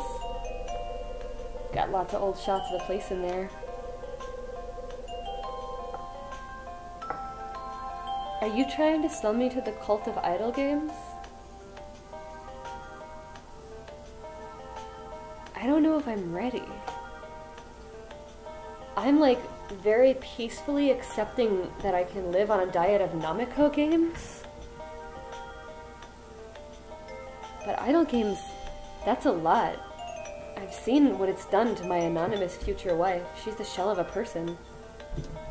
Oh, I'm so envious. I would love to live in New York, and a lot of my best friends live out there. There's gotta be networking in New York. I'm sure the people in the chiptune scene know people. Not Nintendo people. But maybe you can work your way up.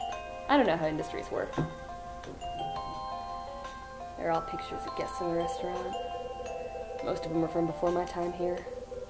That old, huh? Real comedian, ain't you, Hyde? Of course, they're all up and gone now. Shucks, even a hard-ass like me can get a bit weepy thinking about the past. Oh. Aw, it's enough of hearing me jaw. I gotta get back to work. I won't stop you. By the way, Mr. Angel in 213 called me up a few minutes ago. Told me that whole mess of his is taken care of. I could imagine that. I think that New York is very good for visiting, but I think that everything that's magical about it, like as somebody who doesn't live there, would ultimately be kind of crushing if you did live there.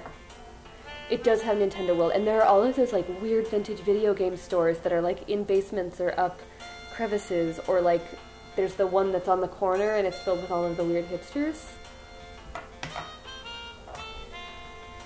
Fenton missed his stuff in his own room just where I told him it was. Maybe you could quit this gig and go tell fortunes. Don't I know it? Last thing I needed was the fuzz sniffing around my joint.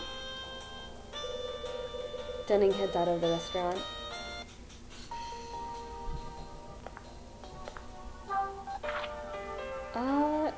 Yeah, actually, give me some summaries.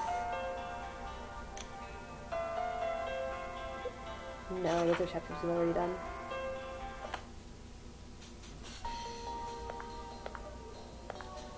Vague, nostalgic Dunning.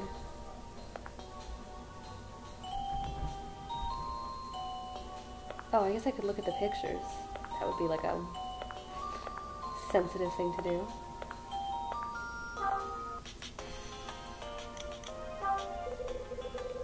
It looks like a photo, but it's really a painting. That's actually kind of clever. Looks like this was taken at the hotel's grand opening. This photo is old and hard to see.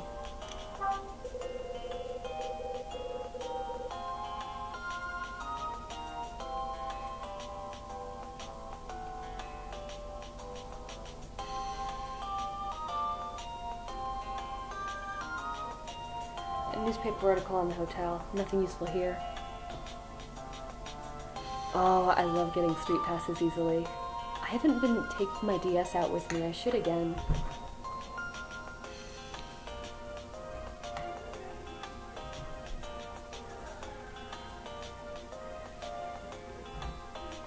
That is a pain. This photo must be older than Helen.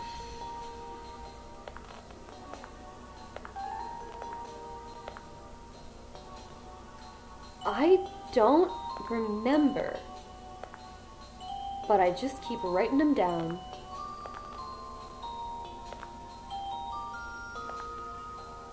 Oh God. Do they? I sort of imagine them as being super reliable, but that's compared from a West Coast context, so you can take it with a grain of salt. I think the only city on the West Coast with functional public transit is San Francisco, And those buses and trains get... It's a joke how often there's a medical emergency. It's not a medical emergency. Or you'll just wait for your bus for 40 minutes and then it'll ghost. Just disappear off the GPS, never existed. Mr. Hyde, what now? You're still here. That a problem? No, just the opposite. It's perfect, just perfect. Rosa, slow down a second. What's perfect?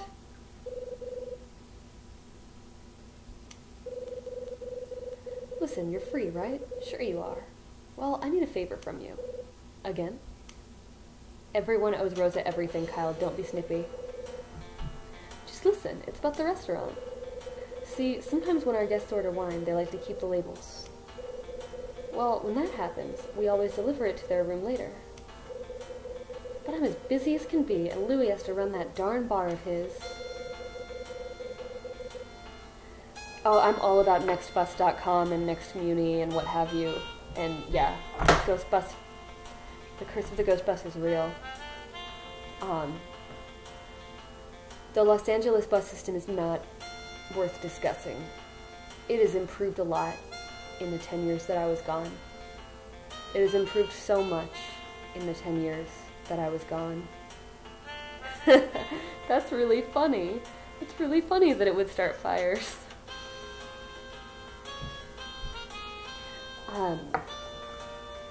One of the best times that BART got delayed in the Bay Area was because the police were chasing some guy, and so he ran into the tunnels in the tracks, so they had to stop all of the trains. So neither of us can spare the time to do it.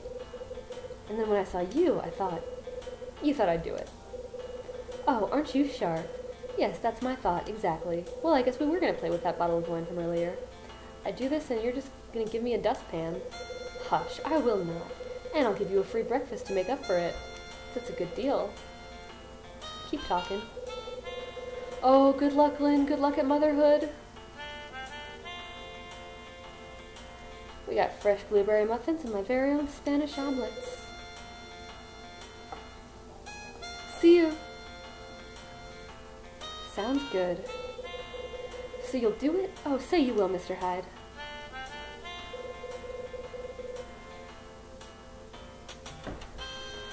So many people I know have been going to Japan lately and just telling me about the trains, and I really want to go to Japan. My New Year's resolution is to get a passport. And then there's no way I'm going to be able to scrape together the money to go to Japan within a year. But one day. Fine, who wants the damn label?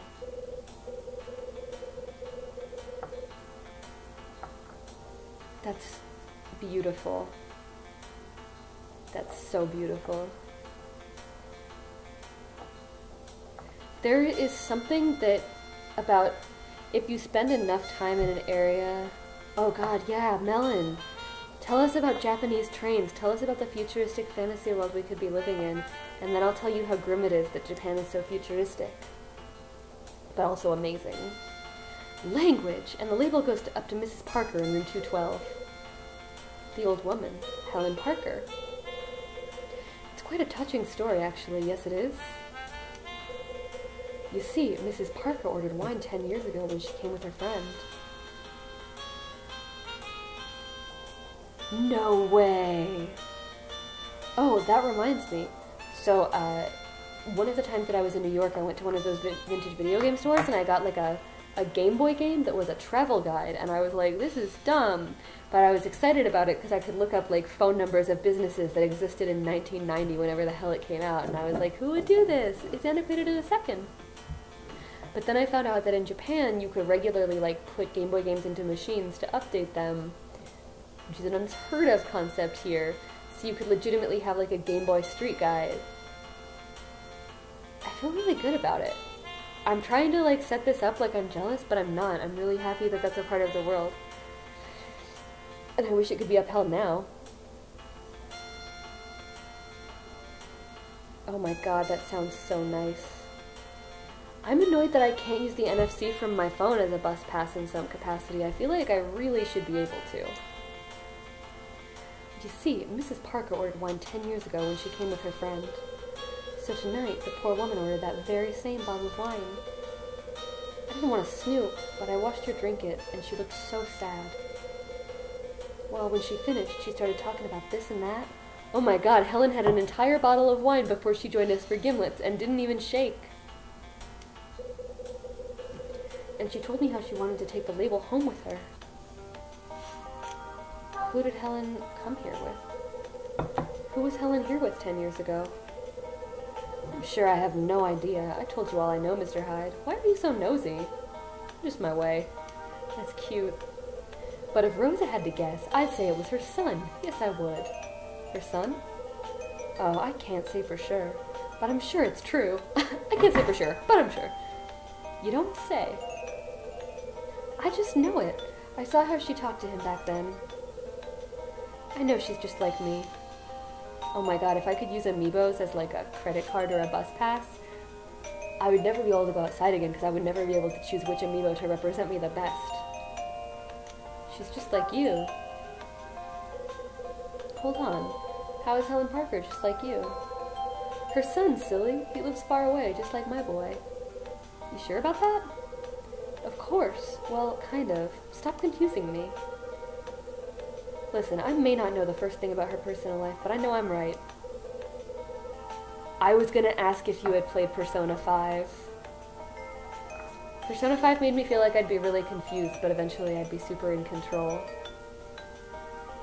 Persona 4 is like...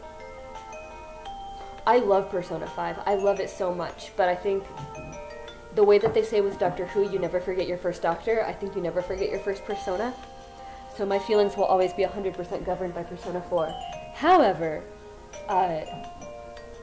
in terms of the North American release being in 2017, well, first of all, the fact that they delayed it another, like, 3 months after the election, another 5 months after the election, like, as a punishment, like, oh, Americans aren't disappointed enough, let's delay Persona 5, but it was real relevant.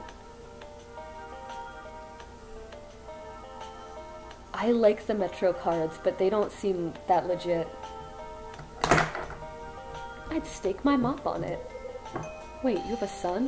Why are you so surprised, Kyle? Yes, I do, Mr. Hyde. Is that a surprise to you? My boy lives in Manhattan.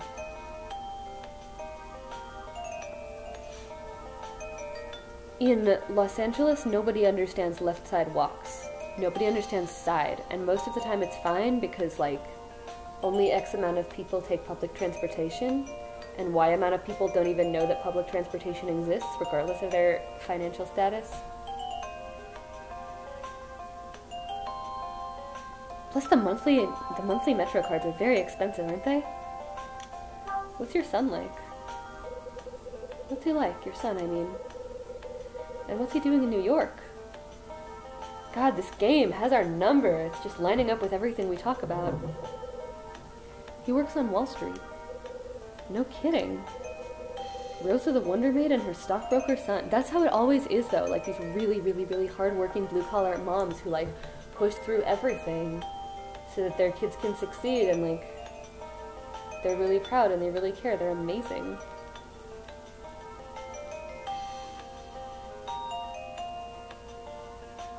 Oh, that does sound nice. I don't have it in me emotionally to say excuse me to people who stand on the left on escalators. They expire, that's a huge bummer. I would just reload a pretty one forever. But if people sit in the aisle seat and the window seat is clear, 100% of the time I will be like, can I sit next to you in the window? Oh my god, there's so much cosmic energy happening in this game, in this evening, in this internet. This is incredible. You pegged him true, Mr. Hyde. He went to a good university and found himself a nice place to work. Yes, he did. I bet you're proud of him. Yes, I guess it seems like that from your point of view. You're not proud of him? It's not that, Mr. Hyde. It's just he doesn't understand me one bit.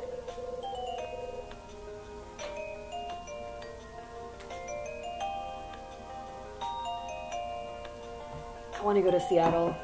I've never been to Seattle. I want to go so bad. I don't need a passport to go to Seattle. and I could get a passport, and then I could go to Canada, and then I could go to Canada. Well, you're a pretty complex person. Do you know what he said to me? Do you? He told me to quit my job. Can you imagine? That's so cute. Come to Manhattan, he says. We'll live together, he says. Sounds like a nice offer to me. Oh? And what about it strikes you as nice? I do good, honest work here. I support myself with my own 2 hands. That's awesome. I'm not so old that I need my son to take care of me. And I'm sure not changing my life just because he says so. Not me. Not Rose. Rosa's the best. Rosa has the most work ethic. Okay, I'm so down. Oh, bummer. This is a familiar tune. She sounds just like my mother. Oh, Kyle tried to take care of his mom. Kyle is secretly a good boy. Well, thank you in advance, Mr. Hyde. So where's this wine bottle? Well, let's see. 2 of them are in the kitchen, and 1 is in the restaurant. Sounds like the old lady has a serious drinking problem. Shut up, Kyle. Don't tease, Mr. Hyde. We had 3 guests order wine tonight. Mrs. Parker only had 1. Mr. Summer himself drank the 2nd bottle. And the 3rd was the young woman in 216. Iris, I think her name is. Anyway, I was so busy when I was clearing off the tables and cooking and so forth. And, well, I just lost track of which bottle belonged to her. That omelet better be worth it. Oh, it is. Don't you worry. Anyway, could you please find her bottle? When you do, just peel the label off and deliver it to her room. Okay? Good. Kyle is so secretly best dude. He's like, I don't like anybody. No one. Only me. And then, like, while he's saying that, he's, like, carrying 7,000 puppies out of a fire. I've got laundry to do, so I can't talk anymore. Busy, busy, busy, you know? And thank you again, Mr. Hyde. Rosa hurries off. He's gonna get himself a paperclip. He's gonna be so satisfied. How do I figure out what wine is the right wine? Maybe I can go check the newspaper. Bottle of wine, I'll be fine.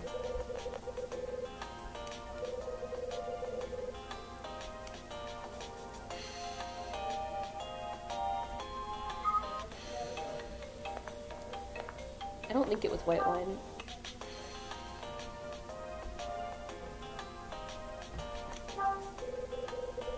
I'm not sure I've ever taken a full bottle of wine to the face, but I feel like I could do it if it was white wine. Or rosé. It just couldn't be red wine. I don't think I could take a full bottle. No, I could. Guess you need a big range to cook for a restaurant. You just gotta believe. You just gotta get a bottle of wine, sit down, and believe. And then you can be a really, really sad wine mom. Don't do it. Don't do it. It's only glamorous if you use like self-affirming hashtags out loud to yourself and your cats. I'm actually not speaking from experience, but there's no way for anyone to believe that now. This is a bottle of red wine. Cool.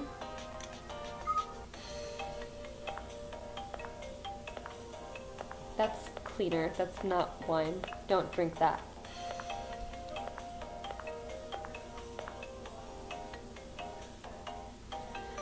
Red wine, like, it literally has special chemicals in it, I think called catechins, that, like, make you hangovers even more.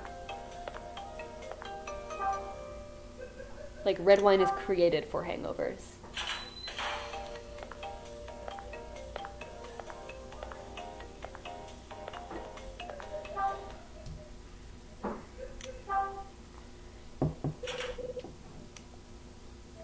Quit drinking at some point, I think last year. Yeah, it must have been last year. So now everybody has to drink 3 drinks for every drink I don't drink.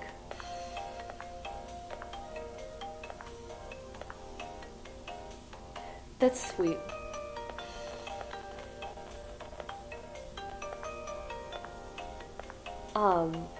It's gonna taste horrible. Is very much an acquired taste, especially if you've never drunk before. But maybe you can sip it real slow and just try to find things to appreciate like Kyle does. That might be really nice. Ah, I'm really, really good at drinking, and I just want to give the rest of the world a chance to catch up.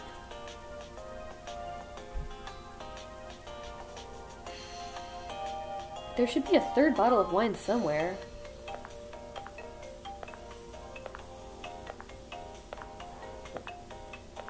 Could it be in here? That's a big refrigerator. Wonder if they got any bodies in there. I don't know, we could find out though.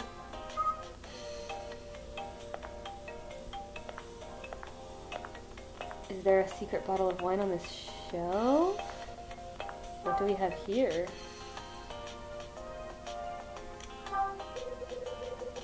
A small bag of flour, eh?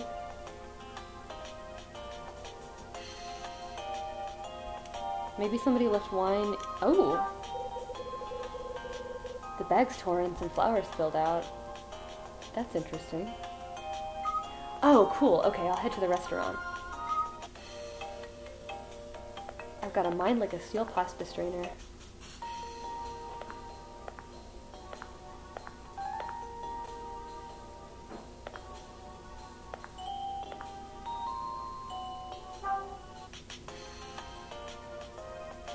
You're not wine.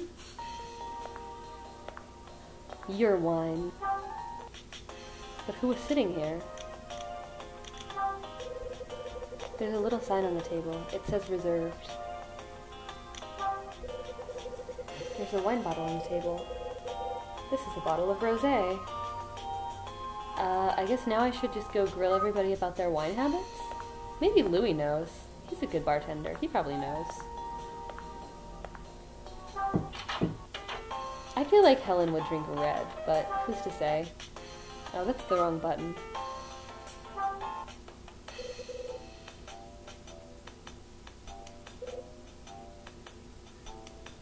What? I'm working, man. Catch me later. Well, okay. Martin Summer loves to talk, so I'll go bother him about his wine. What room is he in?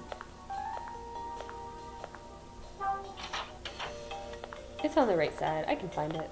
I'll find someone. Someone will tell me what kind of wine they like.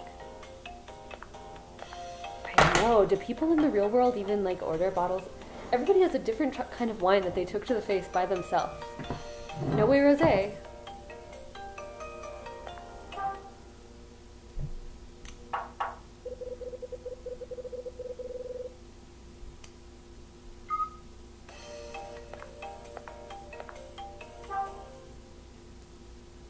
Was there any particular reason, or it just never happened? A virgin for wine.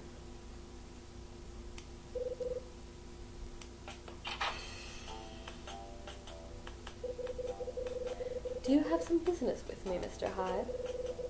I got something to ask you. What wine did you drink?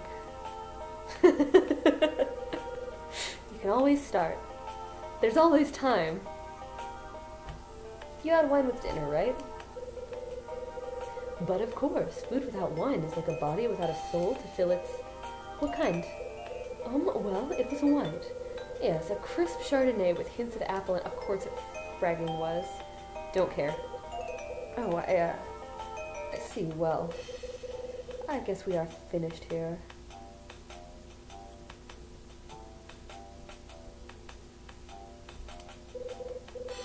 Yes, well, good evening, sir.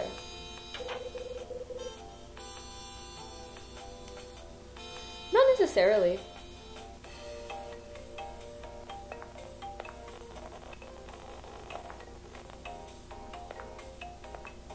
It can be a genuinely positive socializing activity, and it can, like, help you loosen up with social anxiety, but it can't, if it becomes a crutch, it's bad. It's honestly, it's pretty easy to tell, it's pretty easy for sober you to tell when you've made bad drunk decisions and revise what kind of decisions you make in the future. And, like, I can drink X amount before it is a problem. And you can avoid a shocking amount of hangover problems by hydrating.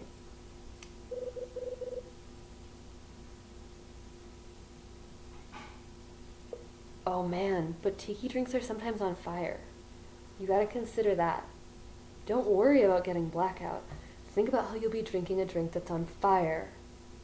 Ask me why I don't drink anymore? Don't ask me why I don't drink anymore. It's me, Kyle Hyde. It's true. You can find out who your personal inner drunk spirit is. I have a handful. I made a diagram of, but I gave it to someone else. Mr. Hyde, I figured you would be drunk in a ditch by now. The game knows! The game knows everything! Oh, I really, really like cider. And especially if it's those kind of ciders in like bottles or cans, that's very controllable. You probably wouldn't even begin to be edging on drunk until you had had at least 3 of them, so it would be very easy to pace and just like have a pleasant buzz. You and me both, sister. What wine did you drink? I'll make it quick. You drank wine with dinner, right? Why? Did you want to see if there was any left? I don't suppose you remember what kind. Girl, you 100% just took a bottle of wine to the face and then went to the bar to get another drink. Don't be judging me for being drunk in a ditch. Rosé, and it was quite nice. Why on earth are you asking me this? Just checking, don't mind me. So you came up to my room to ask me. So that's it, nothing more. Well, good night then.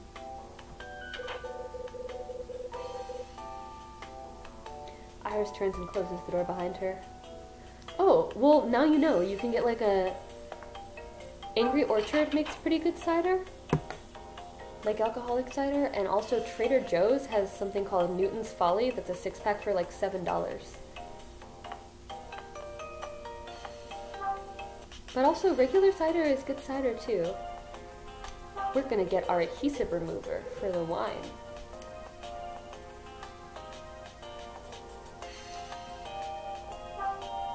Anyways, don't worry too much about consequences that will happen to you in the context of like, A, trust yourself, and B, take care of yourself. And non-alcoholic cider remains awesome.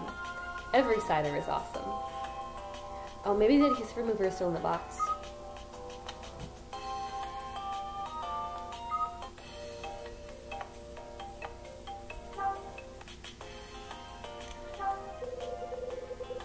There's a cardboard box on the bed.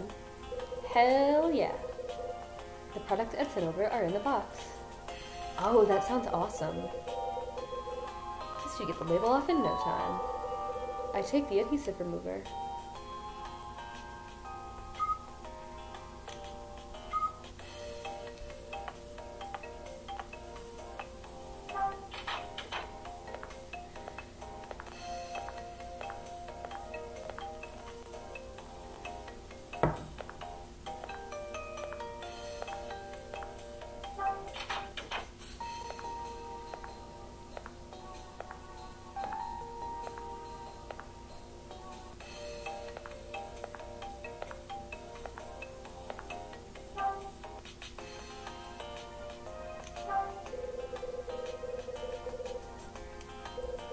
Red wine. This is the bottle Helen ordered. Perfect. Looks like there's still a bit of wine in the bottom of the bottle. I don't need the whole bottle, just the label.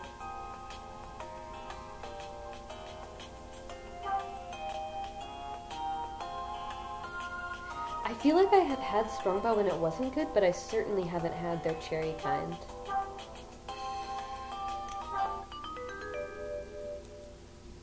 Do it. Oh, Curra Valley 1967, meet again.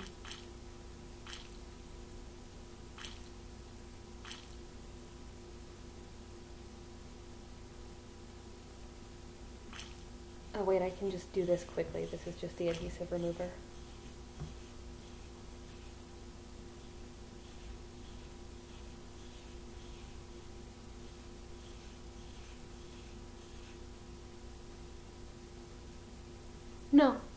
No. Kyle Hyde is a dreamboat for everyone. It doesn't even matter if you're interested in men. Kyle Hyde is everybody's troubled husbando. And his stubble is perfect.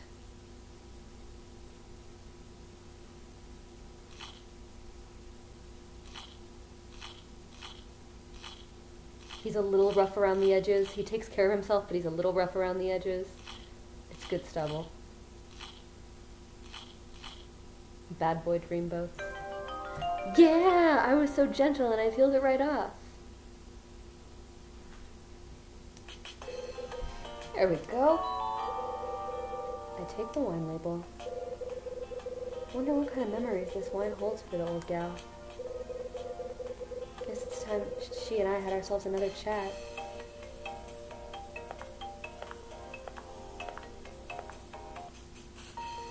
Yeah, he's everyone's collective husbando.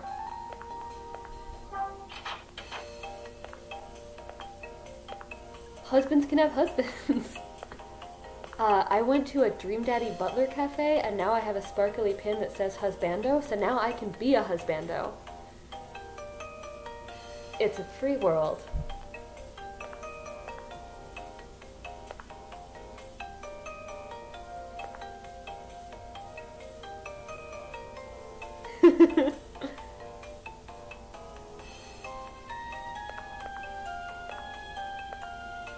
Shoot, what room is Helen in?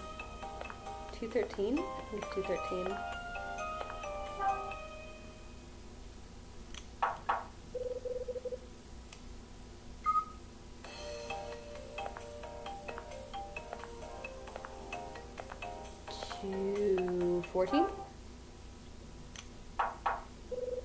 Knock, knock. Anyone home? Guess not. Usually I choose my media husbandos and waifus terribly and on impulse, but Kyle Hyde is forever.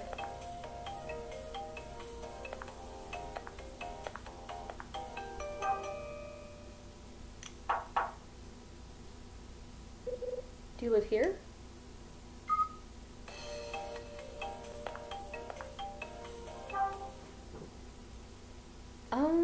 What room is she in? What? I was right the first time? Maybe I just didn't go to the right room. Oh no, I thought this was Summer's room for whatever reason. Oh, Mr. Hyde. What brings you here? Rosa has her hands full. She asked me to bring you this wine label. You came all this way just for me? Please, please come in. This seems like a time that I should save. Things might get weird.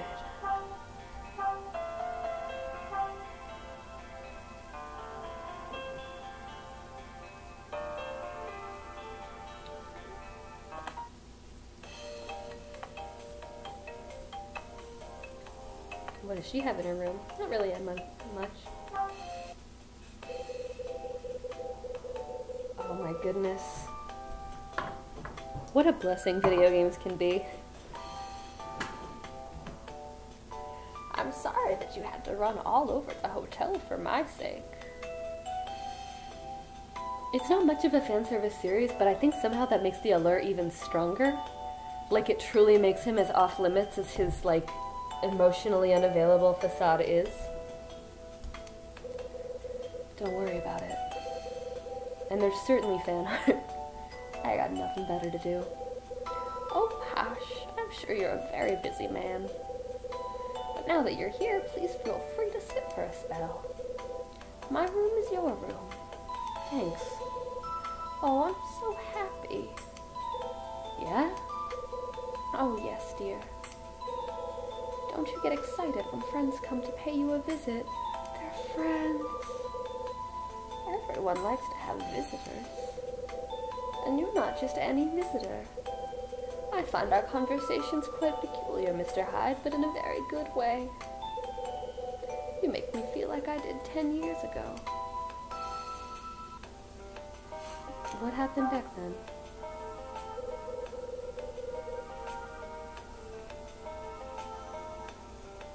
I mean, okay, so one of the ongoing themes that's going on is I really do ship him and Rachel, and I really do think that there is like a profound love between them.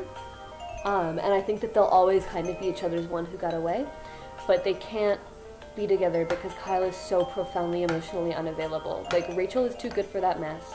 She knows she's too good for that mess, and Kyle knows that Rachel knows. So it's this unspoken thing that's always between them. It's like a gentleness and a kindness. And it's a little bit sorrowful, but it's also really warm.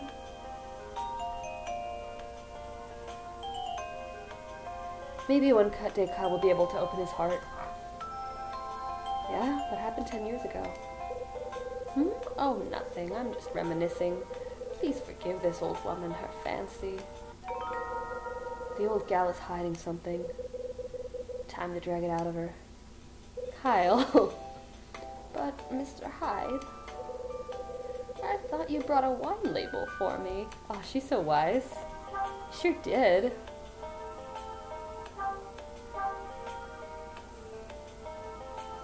Rachel is always teasing him. And Rachel has that really apt description of him where she's like, you were a handsome ex-detective who fell into a bottle and never came back out. Who like went through something bad, fell into a bottle and never came back out. Here's your label. Oh, thank you. This is simply wonderful. I'm so excited to replay Last Window. Because Hotel Dusk, I kind of play it like every winter or so because it makes me feel a significant amount of feelings, and I played Last Window next time, like less times, but I'm really feeling that post-holiday hollowness, and I'm excited that I'm going to have a way to fill it. Simply wonderful. It will make for such a nice memory. Oh, that's so sad. The person she was meeting didn't come, and the memory's the label.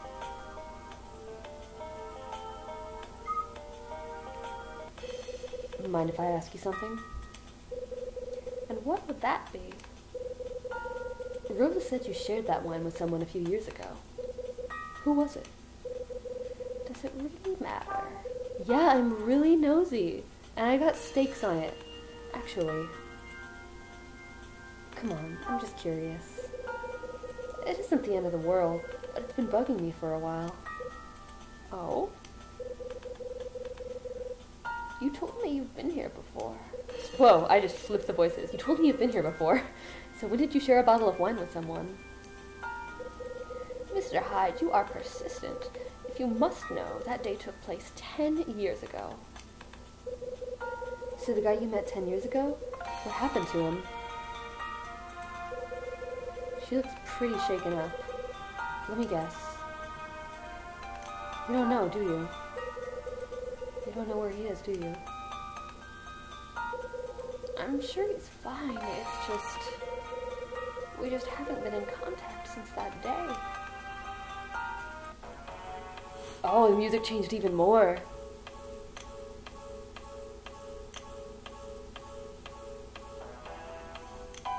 Why don't you contact him? I wouldn't think it would be hard to contact this mystery person. But I bet I know why you haven't. You miss him too much. You think about him a lot, don't you? Oh yes, each and every day. I want so badly to see him again, but alas, I cannot. I can't bear the thought of causing the boy more grief.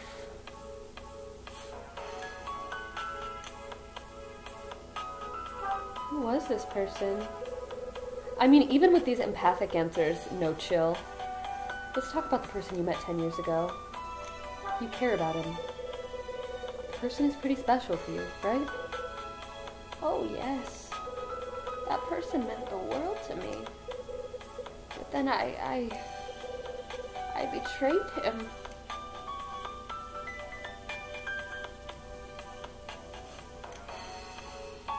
How did you betray him? Why did you betray him? Because I'm selfish. Because I was only thinking of myself, of what I thought I wanted. I left him behind, Mr. Hyde. I abandoned him. Who is this mystery person? I think I know who you're talking about. But how? It's your son, isn't it? Let's see if Rosa knows her hunches. Kyle, you know that Rosa knows her hunches. Yes. That was the man I met 10 years ago. My only son. What's his name? Alan. Alan! Alan like the writer. Your son's name is Alan. son's name is Alan? Yes, that's correct. Alan Parker. He totally wrote the book. Wow, Kyle is saying nice name about a name that is not his own. Nice name. What is it, like the October... We met here for dinner 10 years ago and then went our separate ways. Any chance you gave him a fountain pen? Why, yes. Yes, I did. But how on earth could you possibly know that? You gave him that pen, huh? Wait right here. What? Does this have to do with Alan's pen? Yeah, give me 2 minutes. I'll be right back. Oh, alright. Hey, you blowhard. Hey, you pretentious blowhard, I need something from you. Who is it? Kyle Hyde. Oh, we got the Louis music. Do you have some new business with me, sir?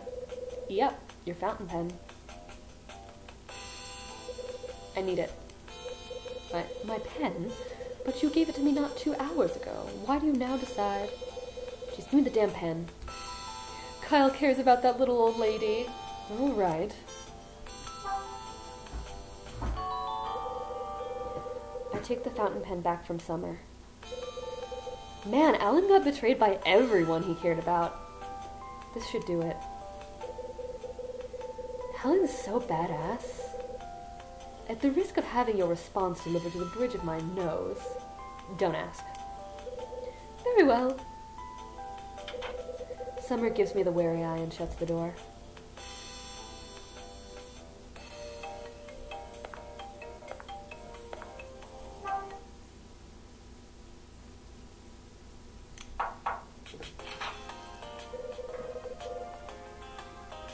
Good evening, Mr. Hyde. Won't you come inside? That rhymes.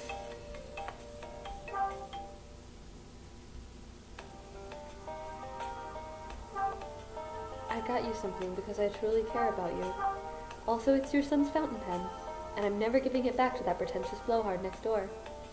Ever seen this before? Where did you get this? What do you mean? What do you mean, Frodo Lictor?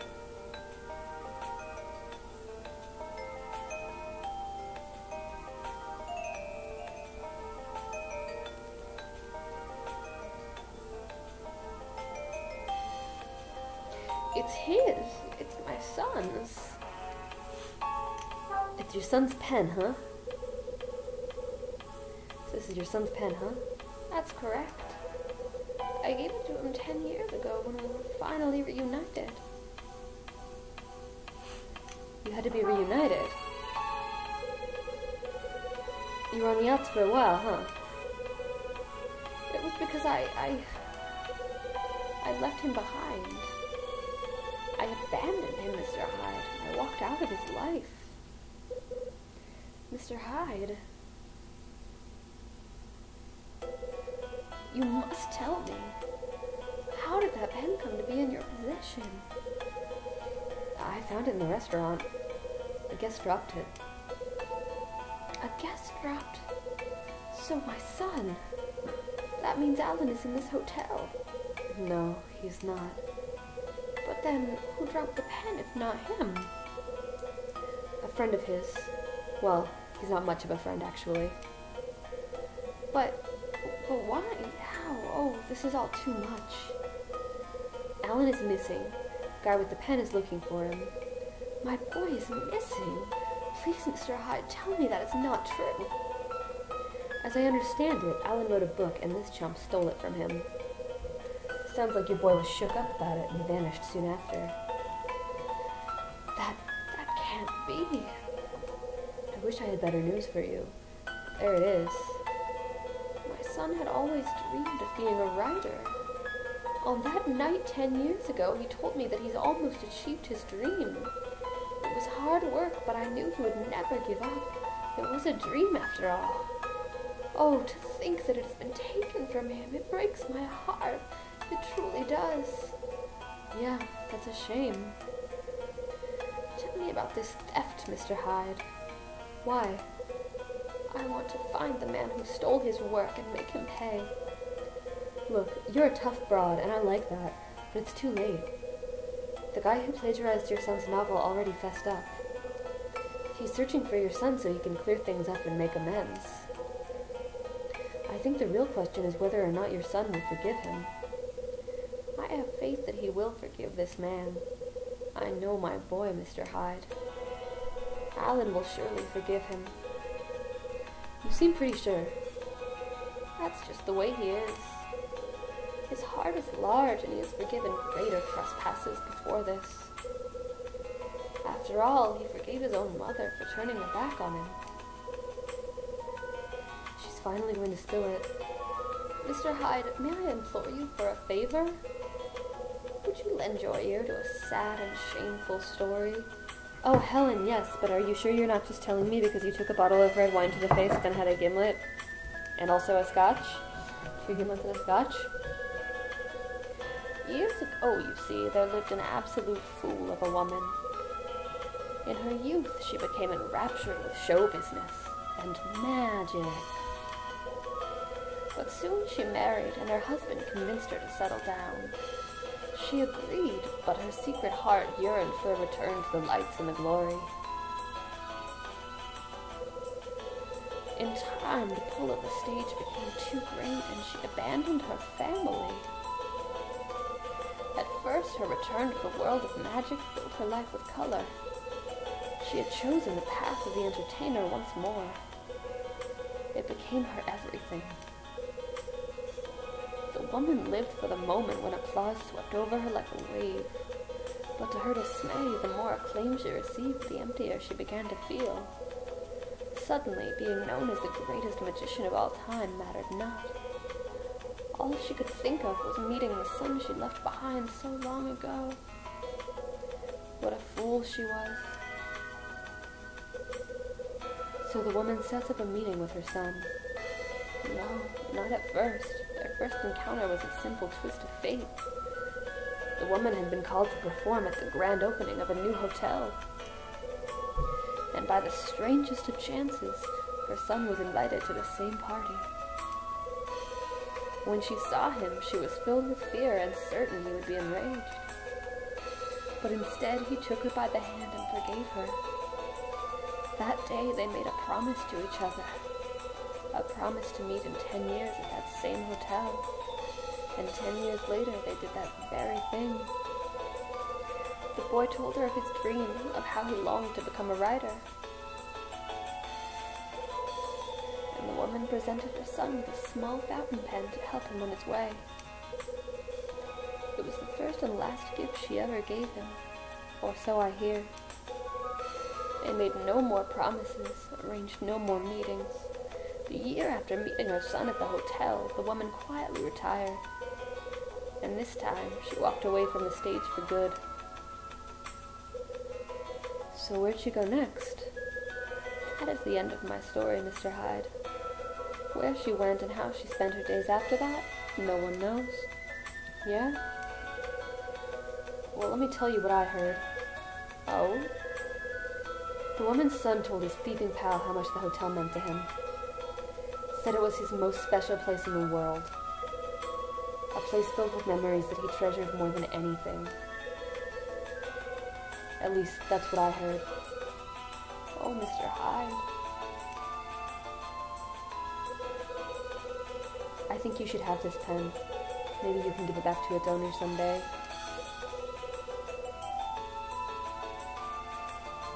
I don't have the words. Anyway, sorry to take up all your time.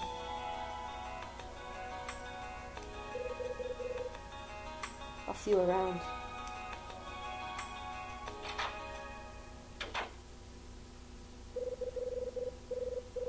Alan is Helen's son. Didn't see that one coming. Summer's gonna do backflips when he hears this, and I'll probably have to tell him. Okay, Hyde, time to think. Take a second and get your thoughts together.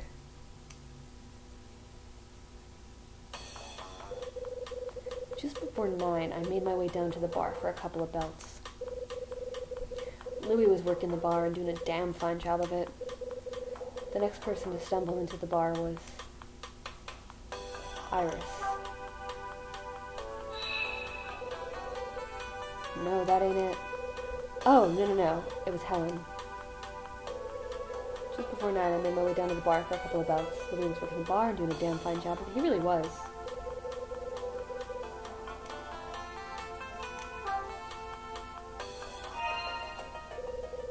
That's right. The old lady from 212, Helen Parker, was the next person that entered the bar. Me and Helen shot the breeze while she sipped a gimlet. The drink loosened her up, and she told me how she'd stayed here before. After a couple of drinks, I decided to split the bar. I picked Rosa and Dunning's brains to learn more about the hotel's history. I didn't get much, but what they did spill was pretty interesting. For one, the bar was built for the hotel's 10-year anniversary, which means the hotel was built 20 years ago. Also, I got Dunning to talk about when we talk over the place. It was... 3 years ago? No, that ain't it. 3 years ago was when all that crap with Bradley went down. Back when I was still on the force.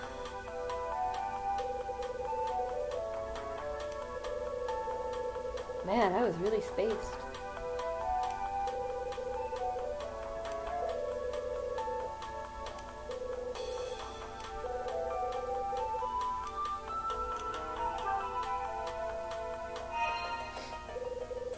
That's right, 5 years ago. Put down cash on the barrelhead and took over that same day. Next, Rosa came by and made me deliver a wine label to Helen. After ransacking the whole place for the bottle, I finally got the label. What kind of wine was she drinking again? What kind of wine was she drinking again? Red wine.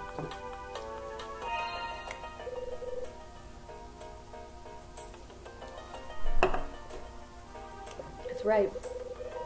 Helen had a bottle of red. What was the same stuff she had 10 years ago?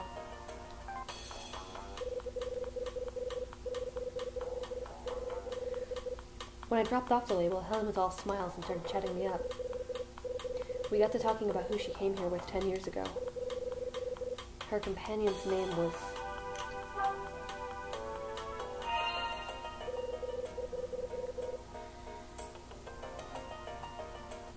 That's right, it was her son, Alan.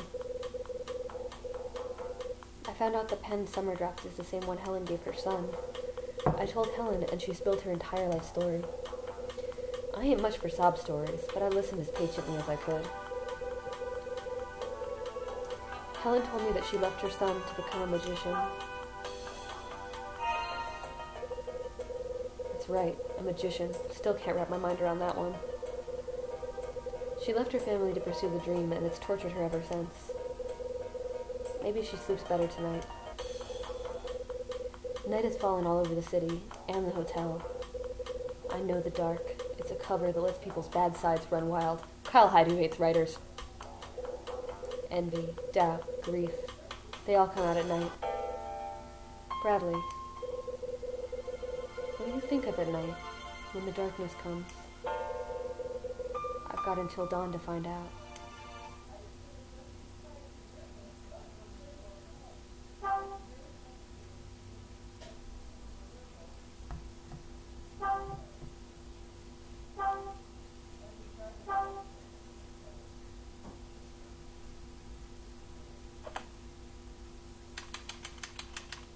Chapter 7, December 28th, 1979, 10 p.m. to 11 p.m. And the clock strikes 10. Maybe I'll join Louis in the bar for another belt. That sounds like an excellent plan, Hyde. I think this is the first time a chapter has opened and we didn't get a call from Rachel or Ed, but I guess also they're on the East Coast and now it's 1 a.m. for them. I think Medic stays up late.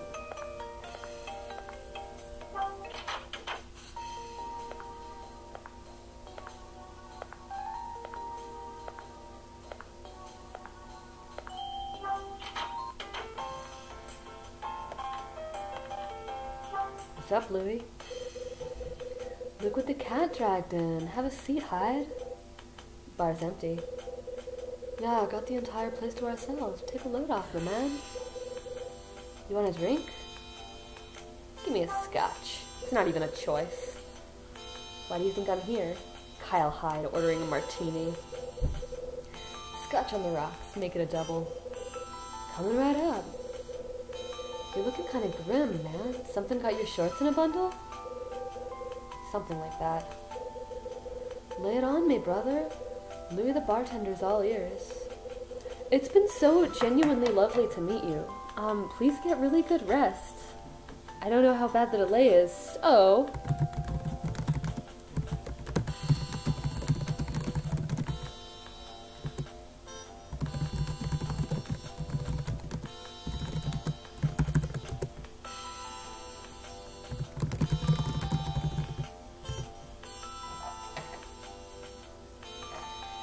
More like all mouth. What is it with folks wanting to yap it up tonight? That what's up? Folks been laying all their problems on you? That about covers it. Kyle Hyde, advice columnist to lowlifes and crooks the world over. You're a regular comedian, Donano. Why the hell people want to drop their problems on a guy like me? I'm so glad. Have a good night. I'll see you on Monday or tomorrow or whenever. You don't get nothing. It's because people always want to talk to a guy like you. A guy like me? Hey. What do you mean a guy like me? Guy who looks like you don't give a damn. Guy who ain't gonna preach or judge. A guy who looks like he's taken a few punches and knows what it's like to hurt. Look, man. I think I know how they feel. Check this out. We're in the middle of the holiday season, right? Last Friday night of the year. They look around and realize they're all alone in this sad old wreck of a hotel. Gets them thinking, you dig? About their lives, what they've done, where they're going. Louis really does have the highest emotional intelligence in the game. Like, maybe even higher than Rosa, but he doesn't know it. But Rosa's better in action. Louis' better in perception. You know what happens next? All their secrets and worries and stuff kind of boil over. Then they go looking for somebody to talk to. Know what I'm saying? Hell, Louis, you're the one that sounds like an advice columnist. Maybe, but I'm right, yeah? Look at you, man. You got secrets and crap hidden in your heart, right? I might. Maybe. See? Trust old Donano on this one. You're a good guy even if you don't know it.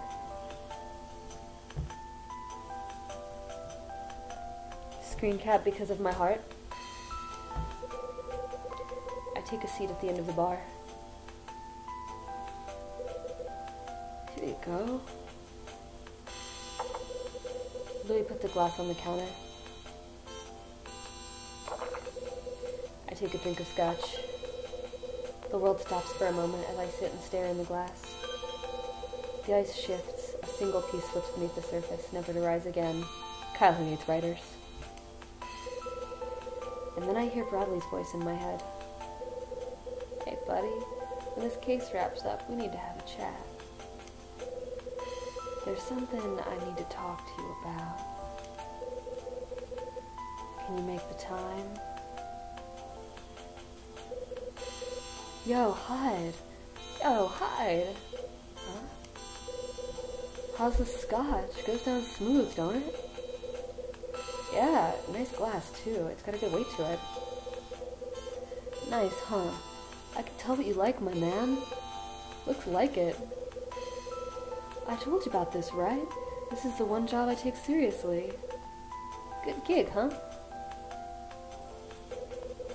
I'm gonna tell you something. Don't go laughing. I know it's stupid, but I always wanted a place like this for my own. That's so.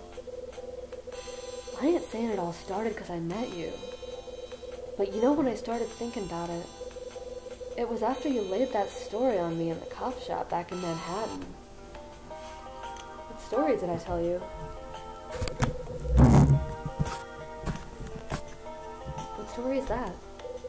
Oh man, don't tell me you forgot. It was the third time you busted me. We was in one of them crappy little interview rooms. Come on, I can still hear ya. You dream of being a thief as a kid, Louis? This your dream job? I'm sure there's something else you wanted, right? Fireman, doctor, superhero? It really is. You know what? I'm gonna message her.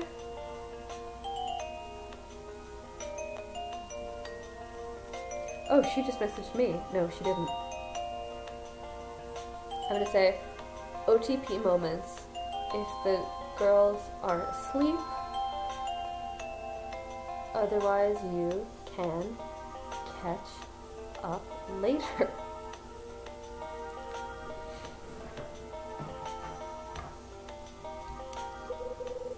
I was staring at the ceiling and thinking you was gonna play good cop that day. Give me the you can turn your life around son speech, yeah? Then you got real quiet and that serious look came into your eyes, remember? No, let me check on that. Picture text.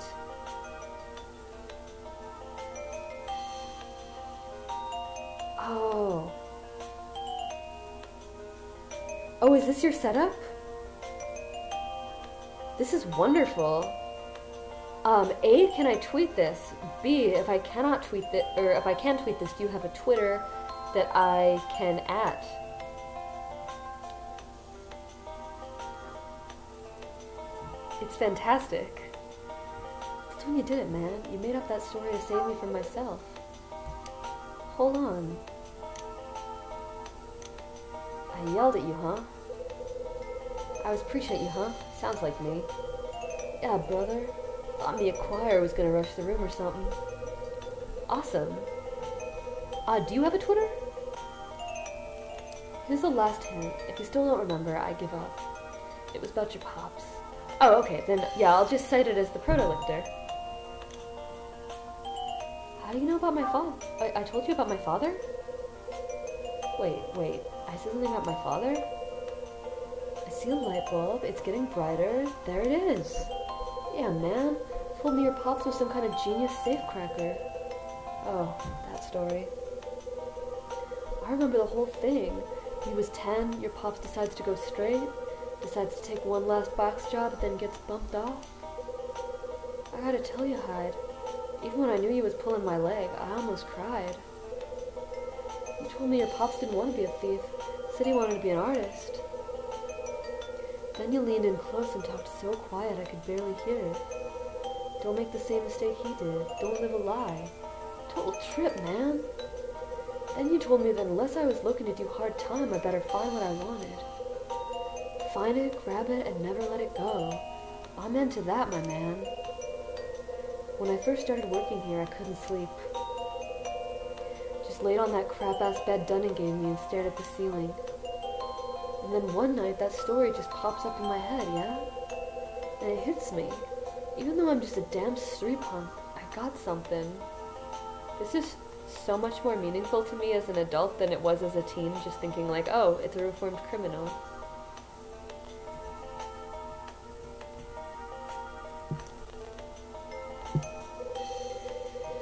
Seems pretty small to most normal folks, but it's mine and I got it. You believe my story? Thought it was a lie, huh? Huh? No way. It's true? It's true. It's the truth, Louis. Every word. Whoa, wait. You're yanking my chain, ain't ya? Not this time.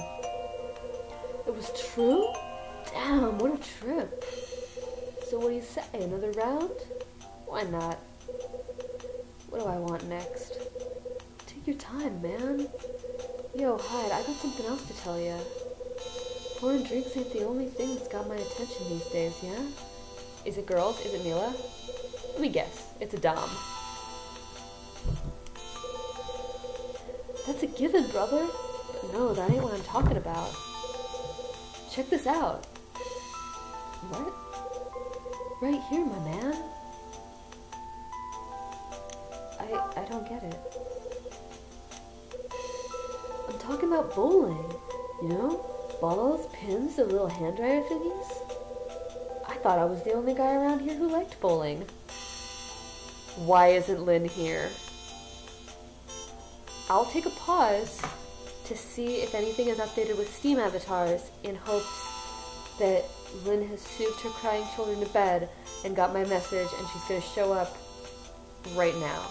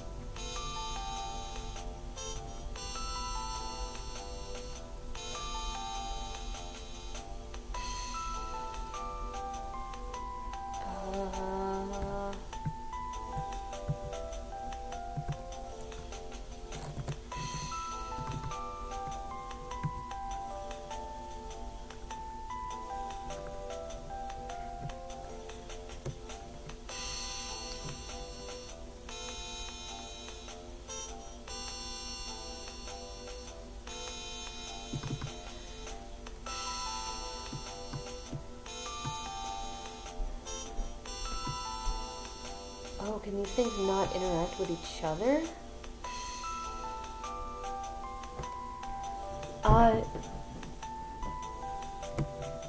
Y'all will be at the bottom of the screen. It'll be... If I try to describe it, it does not sound cool. But it is cool.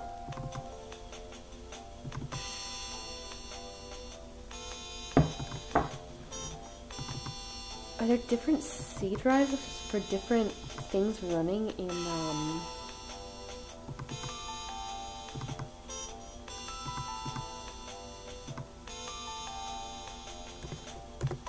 God.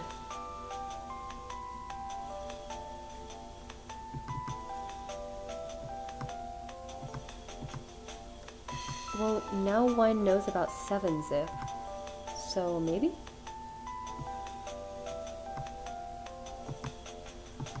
One day, it will be cool. Oh, I'm looking for this Steam.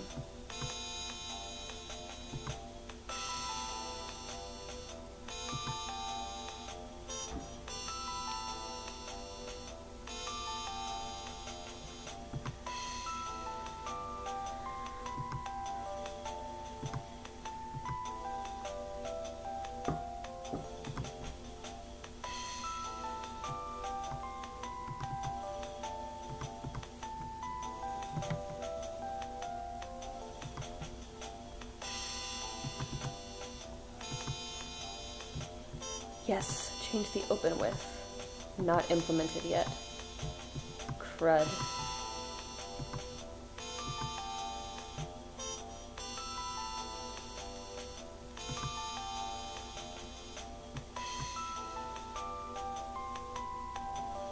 Well, there's a way to do it. There's always going to be a way to do it. But not today. I guess Lynn's busy with motherhood. Get out of here. You roll hide? No way. You wanna see? Wanna throw a strike? Pins beg me for mercy. Oh, she messaged me back.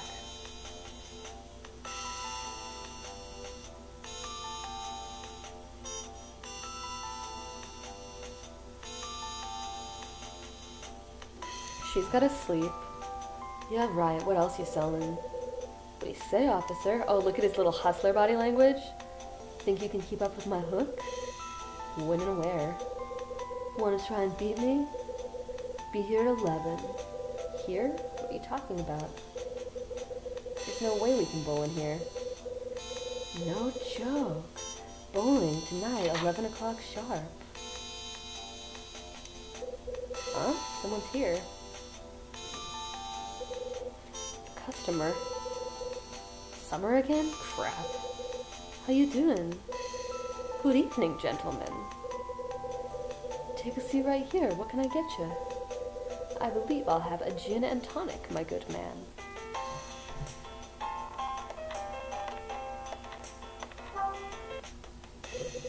You got a minute? Yes, of course. I got something I wanted to talk to you about. What a coincidence. You see, I was hoping to run into you. There's something I had hoped to discuss with you as well. But I believe my news can wait until later. If you are so inclined, Mr. Hyde, please begin. Well, it's about your buddy, Alan. Alan, did you say? You sure you got no idea where he's at? Quite sure.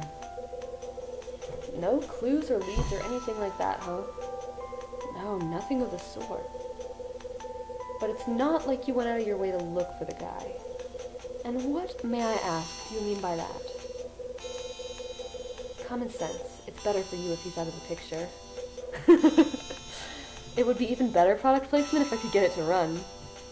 It's a Windows-only program, and I think it's dependent on WinZip, and I've got a lot of things to figure out.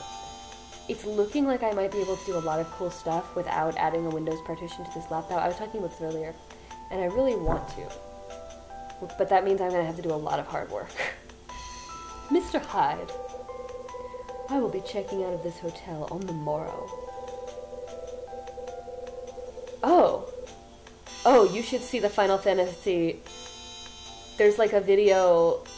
In one of my videos, I'm not only drinking the seltzer, but I have a 6-pack of the seltzer, like, edited to look kind of vapor-wavy and blown out, the way that my face does, that just shows up in the top left corner, and there's a whole pitch about hydration. Store-brand seltzer water is... It's not as much that I'm shilling store-brand seltzer water as that I am defiantly opposing LaCroix culture. I will then proceed to the offices of a local newspaper and tell them my story. I believe they will enjoy the tale of the famous author and his fall from grace. You see, I plan to use the media to search for Alan. Didn't see that one coming. Listen, Summer. I stumbled on your secret by accident. I didn't have plans to tell anyone about it. You didn't have plans. This one is flavorless, but I like the orange mandarin one and the cranberry one. Not so much lemon lime. I think it's a little bit too on the nose with tasting like soda water and cleaning product. I didn't used to like flavorless ones, but I really like having an infinite amount of cans that I can just grab and be drinking a cold thing, and so over time it happened. Yeah, but, well, I was talking to someone that slipped. I see. Well, then it is fortunate that I'm planning on telling my tale to the public. If I may ask, to whom did you reveal my secret? I'll tell him the truth. The old lady in room 212, named Helen Parker. Helen Parker? She's the one who had the pen engraved for Alan. Mr. Hyde. I gave the pen back to her.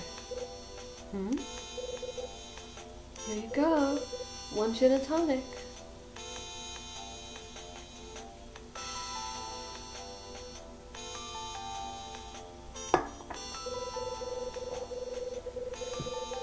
Looks like you're having yourselves a good time over here. Eh? No? Nothing?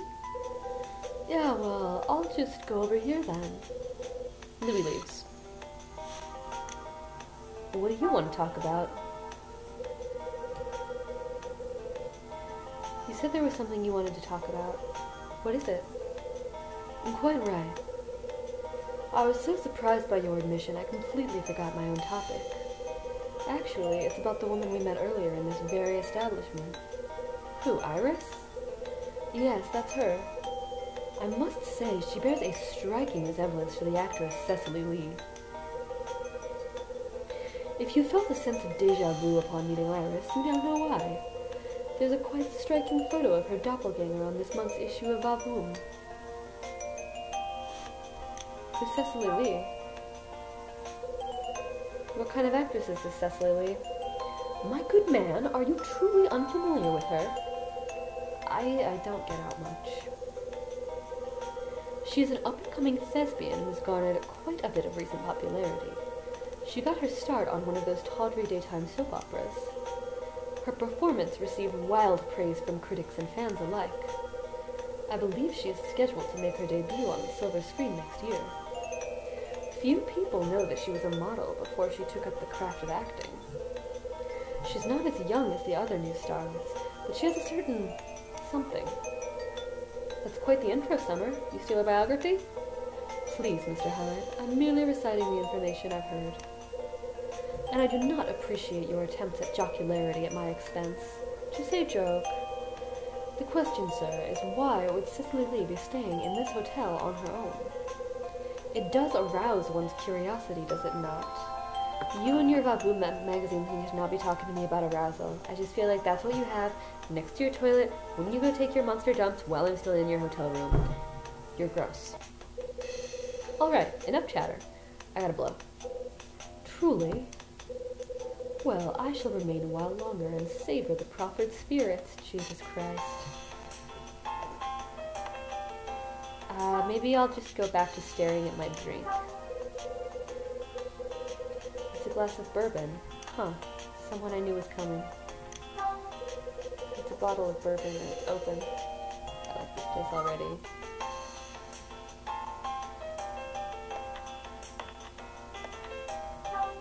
Oh, I don't think I ever checked out Louis' matches. Oh, Melissa, what's up? Hi. Hey, Squirt. Oh my god, Kyle loves her now. He called her Squirt. Hi, mister. What are you doing here? Dad's gone. God damn it, Kevin. What, again? Are you looking for him? Uh-huh.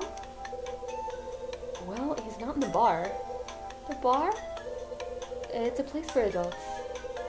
It's called the Seven Stars Bar. It's through that door at the end of the hall. See the sign with the big star on it?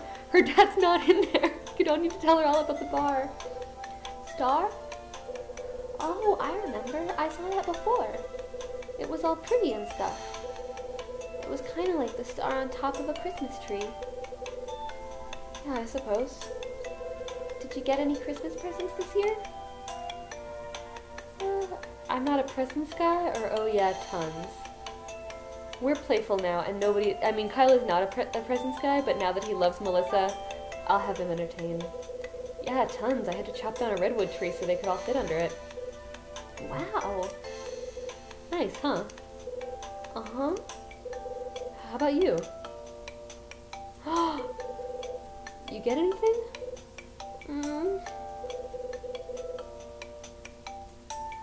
Yeah, I guess that figures. But at least you got to decorate the tree, right? Kevin is a worse father than Kyle Hyde would be. God damn it, Kevin. My dad's a jerk. Yes, he is. Can't argue with that.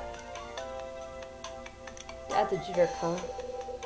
So why is he a jerk? We didn't have anything for Christmas. No presents, no cookies, not even a stupid tree. That's so. Hey, kid. Don't worry about your old man. He'll be back soon. Go wait in your room.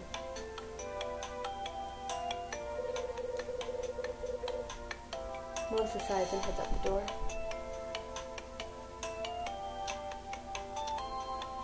10:20 p.m.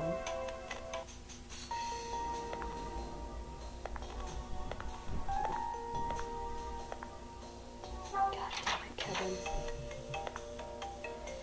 If I were Kevin and I weren't in the bar, where would I be? Honestly, what value do I bring to this world? I can't possibly be that good of a surgeon.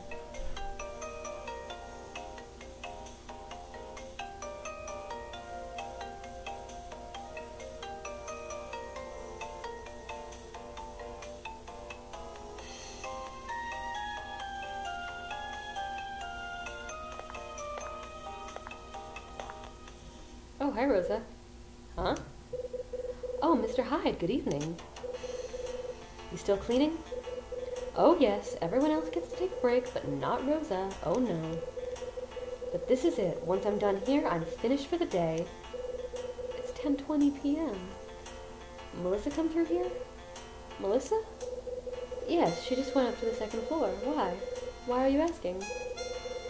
Looks like the kid actually went back to her room. But the poor thing looked as sad as can be. Did something happen? What happened? Oh, her dad's a jerk or she misses her mom. I mean, it's both.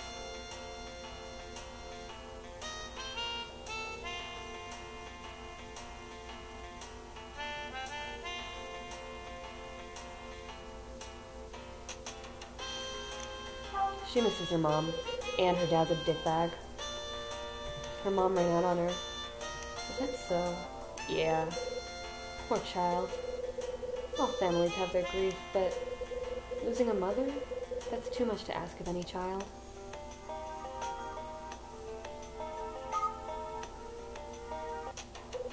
Alright, I gotta get going.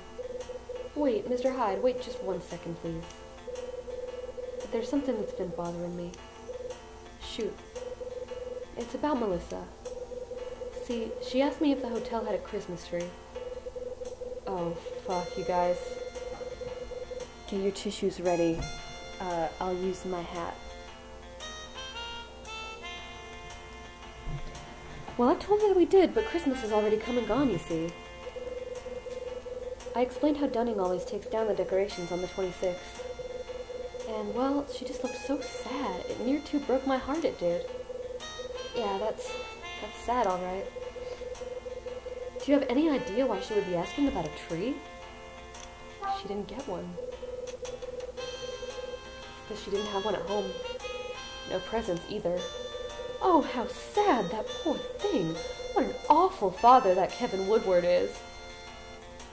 Rosa is going to give him the what for. Well, it's no wonder she wanted to see a tree. Yeah. What a shame. The tree and decorations are in the storage room on the first floor. What a shame. See you around.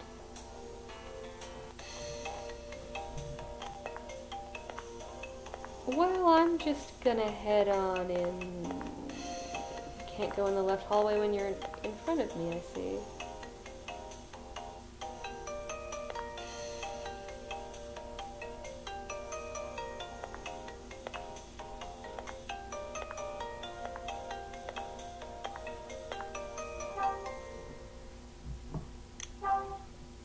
Try not to get caught by Benny.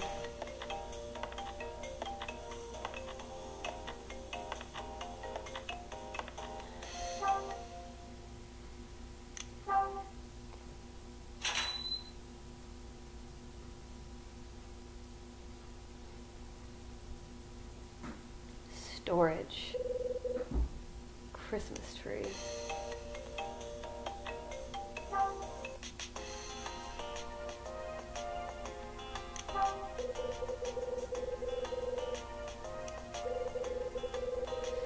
I'm actually looking for a Christmas tree. I'm going soft. You are. He's going so soft. He's becoming so soft.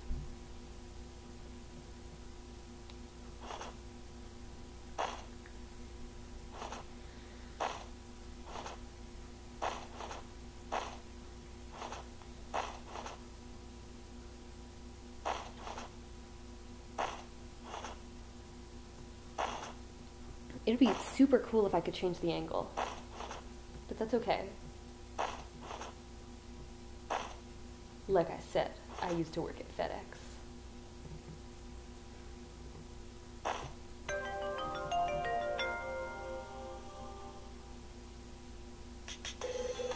That's the tree box. He's so genuinely happy. He's completely gone soft. Who's there? Hey, Squirt, what are you doing here? Rosa came to my room and told me to get down here. Rosa! I forgot how this played out. I thought they were going to bring it to her, but Rosa knew exactly what kind of a man Kyle secretly is. She said I could see a Christmas tree if I went to the storage room.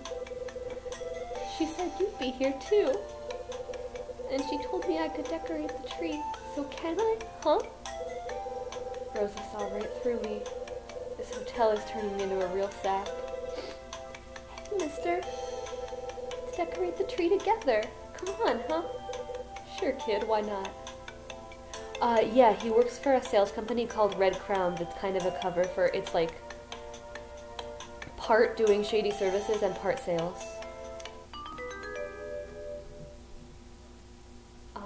How do I decorate a tree good?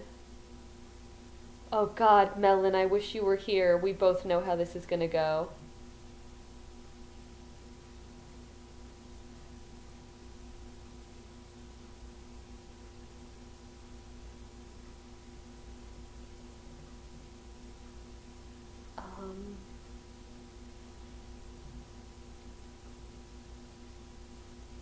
Are they like color coded so the blue one goes on the blue hook? Yes.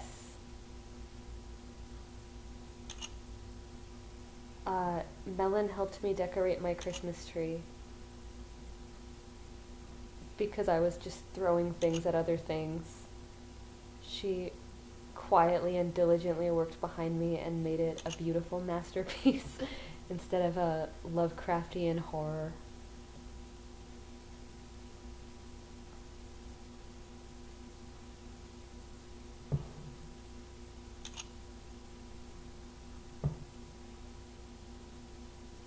You don't know that?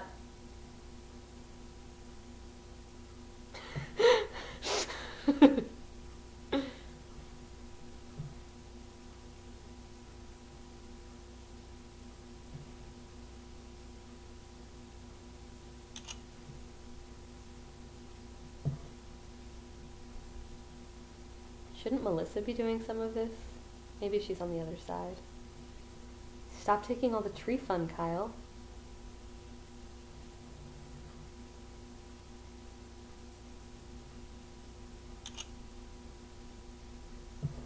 Look at how focused he is.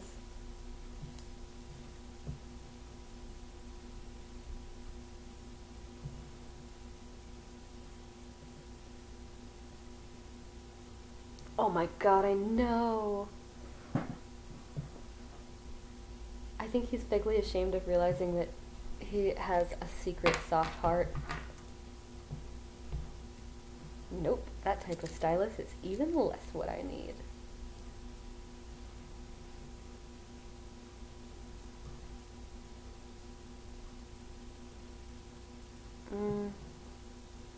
The touch controls on this tree are questionable, but that is okay. To decorate a Christmas tree for Melissa's benefit is wonderful.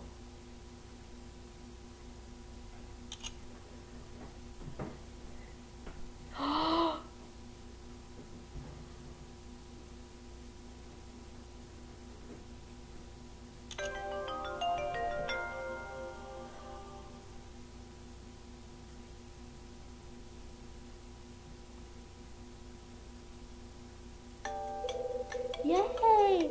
It's a Christmas tree for me! Sure is. Uh-huh. Well, Squirt, it's 3 days late, but here you go. Merry Christmas, kid. Merry Christmas, Mr. Hyde. She's so happy. This better not be her useless piece of shit father. Who's there? Oh, thank God. Mila? Oh, did you come to see my tree?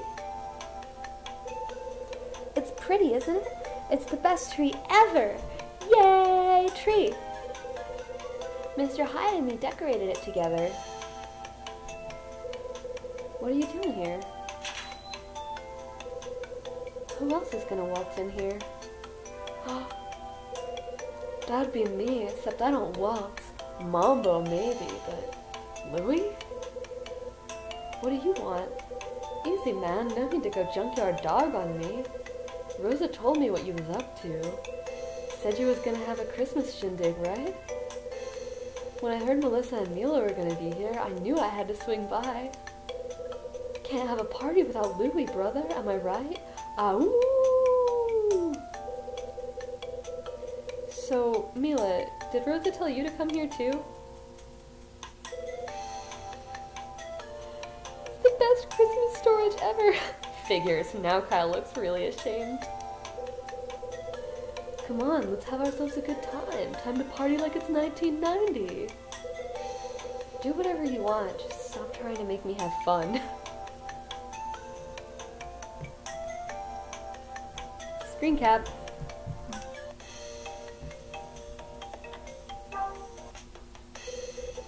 How's the tree? Good, man. Of course, these lovely ladies make it even better, yeah?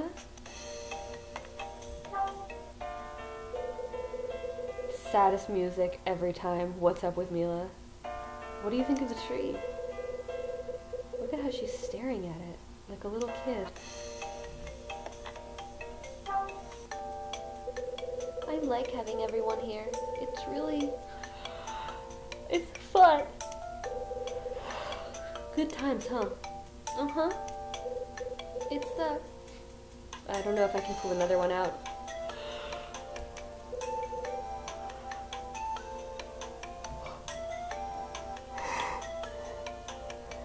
I can get it, but I can't get rid of it. I'm getting sleepy. Hey. Out like a light. Hey, Louie. Yeah? Melissa fell asleep. Take her back to her room?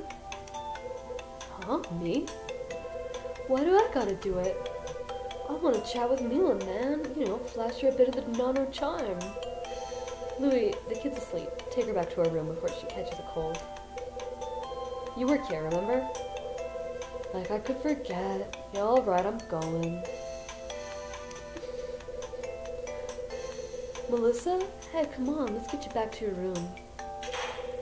Louie picks up Melissa and carries her out of the room.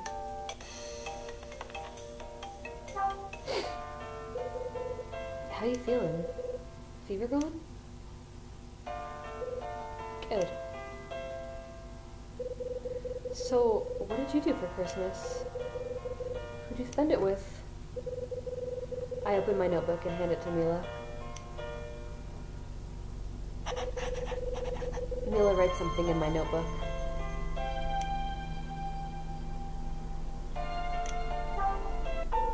Huh?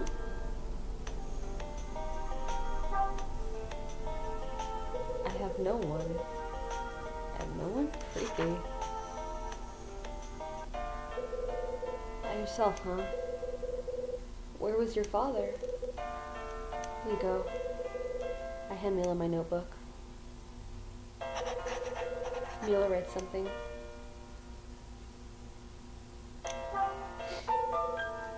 Let's see. She just writes, I have no one. Where is Dad now? He's gone? What, you don't know where he's at? What does your father do? What's his job? Can you tell me where he lives? Just write it down for me. I give Mila my notebook. Mila hesitates, then writes something. Thanks.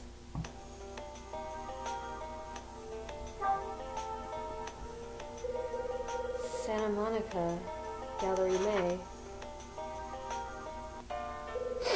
Gallery May in Santa Monica? Your father owns an art gallery? Doesn't Melissa's missing mom work at an art gallery in Santa Monica? Just putting it out there.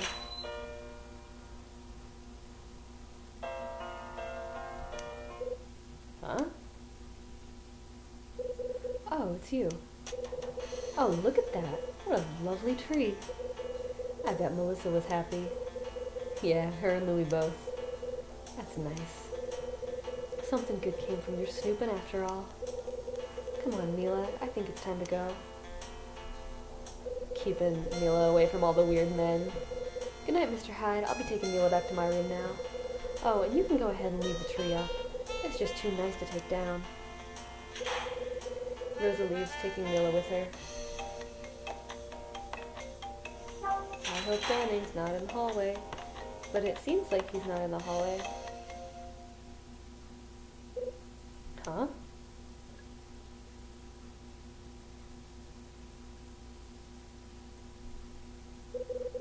Is that door open?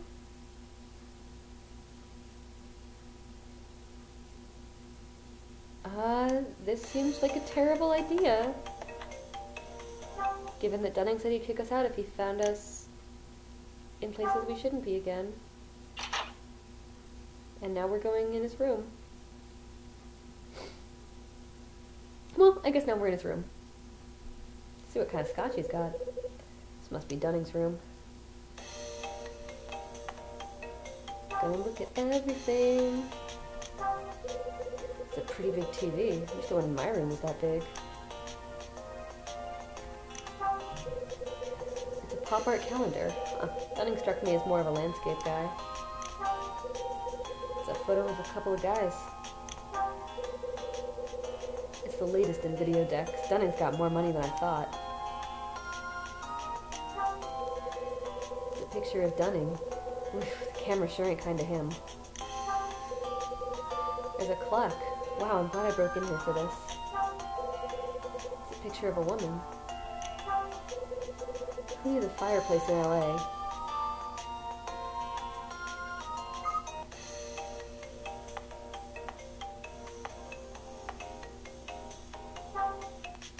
Too bad I don't have Louis' matches.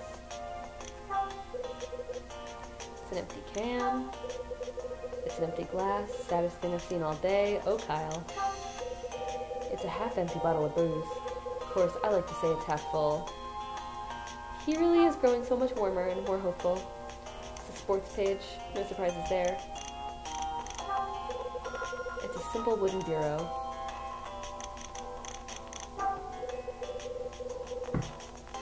It's a leather... I do too!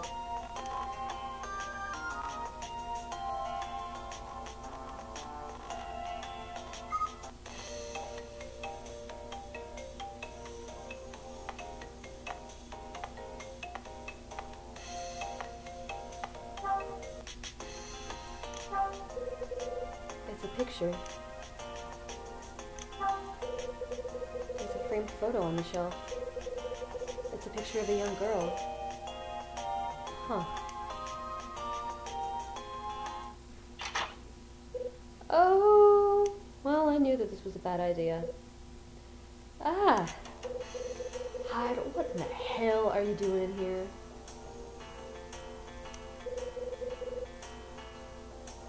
Isn't this the lobby? Don't get smart with me, pal. This is my own room. My mistake, sorry to barge in. If you're sorry, then haul yourself out of here. Now, buddy, move it.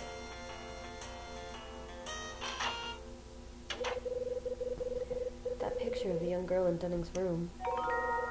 Who could it be? I guess we'll check in with Rosa for that hot goss.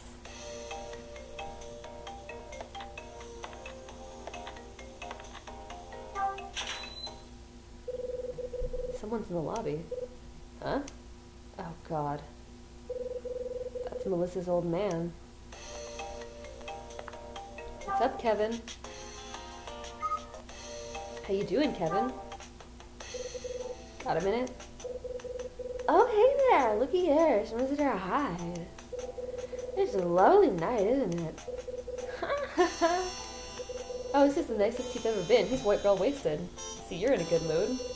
That's not true. I'm just drunk as a skunk. Been to the bar, huh? I have. Yes, sir.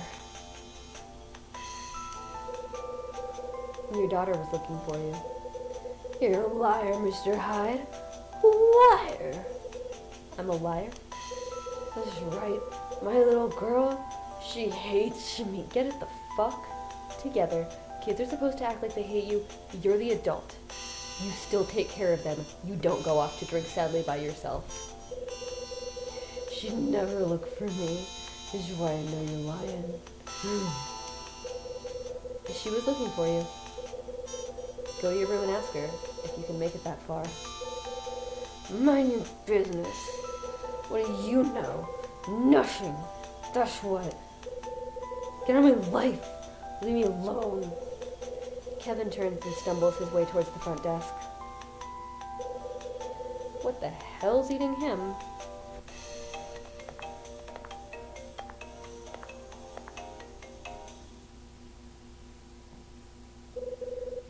Hey, Woodward. He ignored me.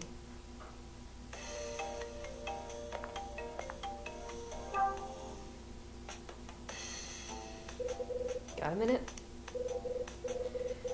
Don't want company.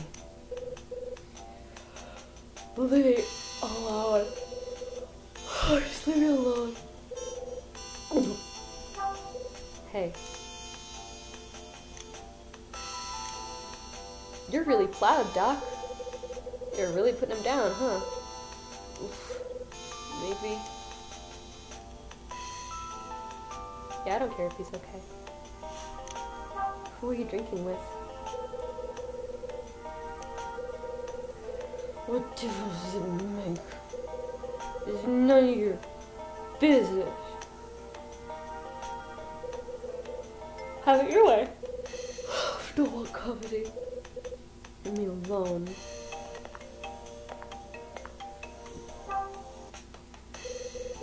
Don't want company. I'm surprised he can remember that we already talked.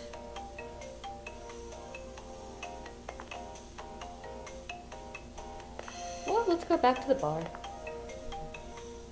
See if anyone saw that loser. Oh, nope, Kyle can't take 2 steps.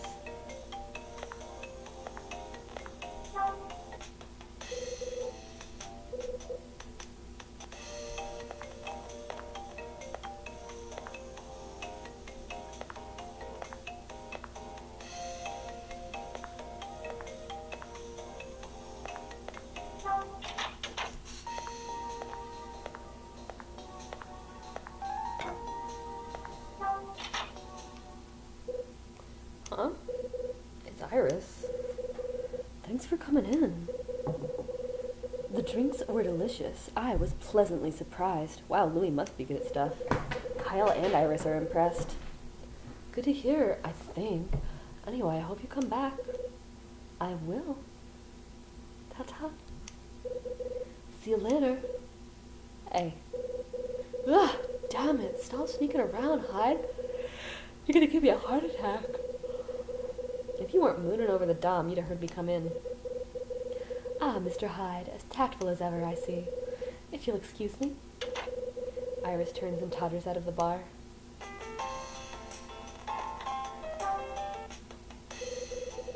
Looks like you were having a good time. Don't be getting the wrong idea, brother. I was just making sure the lady enjoyed herself. Part of the job. Whatever you say, Louis. You may want to take your tongue off the floor, though. Good old rest already. You want a drink? No, not now. Yeah, I hear ya. You had enough tonight anyway. Knowing when to stop shows you appreciate a good drink. Can't abuse the stuff, right? Forget that and you'll end up like the dynamic duo I had in earlier. Sloshed to the gills. Dynamic duo? Who's the dynamic duo, Louis? Well, the better half just left. That babe Iris was tossing him back with Melissa's pops. Kevin and Iris were drinking together. Yeah, and weren't a little. Got back from putting Melissa to bed, and here they are. Planted at the counter like a couple of regulars. Looked like they was talking about something serious, too. Then they both pounded back a row of drinks and got fried to the tonsils. Melissa's pops ain't much of a drinker. Thought he might repaint the bar, yeah? Luckily for me, he got up and stumbled out of here. Iris stuck around and had a couple more. She wasn't as bad off as I thought. Hard to say it, man. But she wasn't here to chat me up. She was just killing time. Hey, not a cat. So, what were they talking about? Who knows, man? Weather, sports, whatever rich, fancy people chat about? You telling me you didn't overhear anything? Well, I guess I did hear something. Melissa's pop said something about a gallery in May in Santa Monica. What about the gallery? What did they say about the gallery? Gallery May, that's where Mila's dad works. And maybe probably where Melissa's mom works. Sorry, brother, all I heard was a name. Guy was slurring like a prize fighter, yeah? Gallery May in Santa Monica. Does all this tie into where Mila's father works? Who's the girl in the photo? There's a framed photo of a little girl in Dunning's room. You know who it is? A picture of a kid? No clue, man. Dunning ain't never invited me in for tea and cookies, you dig? What's up, Hyde? You thinking deep again? Could say that. Well, come on, man. Don't leave me hanging. What is it? I learned some things about Mila's old man. You did? How? More snooping? I asked Mila some questions on how to write the answers in my notebook. Damn, why didn't I think of that? Mila's old man is named Robert Evans. He owns Gallery May in Santa Monica. Whoa. There ain't two of them, no? Doubt it. Yo, Hyde, you thinking what I'm thinking? It depresses me, but yeah, I guess I am. Strange things from strange sources, huh? I better have a chat with your drunken friends.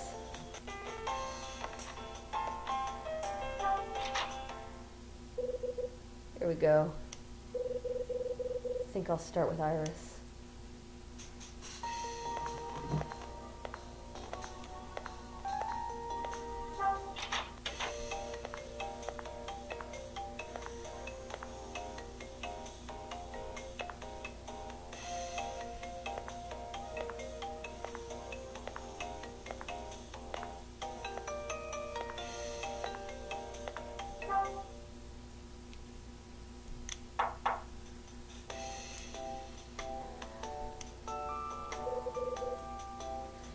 Can I help you?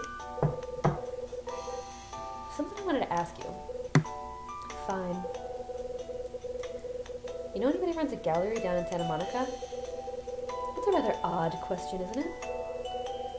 You were talking about a gallery at the bar. While you were drinking with Kevin Woodward, remember? Guy from room 219? I remember my actions quite well, thank you.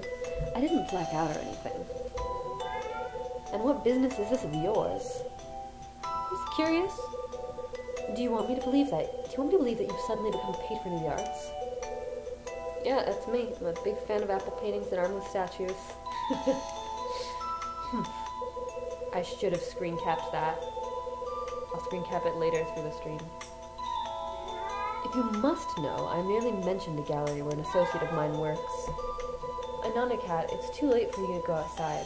You can crawl into my arms if you want to. He's so grumpy. Mr. Woodward then told me, with no prompting from me, that he knew of it. Actually, I'm glad you're here. I need to speak with you about something. Believe it or not, I don't have anyone else to turn to for help. With an attitude like that, I can't imagine. Oh, I believe it. Just come in, will you? What does she have around her room? Oh, fancy suitcases and a little fancy purse. Cute. Oh, and like a nice tweed coat with a neon yellow lining. So where's the fire, Iris? When I returned to my room, it felt odd. Then I saw it, and it is odd. Hey. What's odd? My suitcase has been moved. It's subtle, but it's definitely been moved. You sure? Yes, I'm positive. Oh, not a cat. Someone's been in here. Whoever it was must have waited until I was out, then broke in. Was anything stolen? Yes. You contact the front desk? I hear Dunning has experience with this kind of thing. Not yet. I mean, I should, but there will be so many questions, and I hate questions. Besides, no one ever tries to catch a thief unless lots of money is stolen. So they didn't take your money. That's right. So what did they take? I can't say. I need water. I know the cat's gonna think I'm letting him out, but I'm not.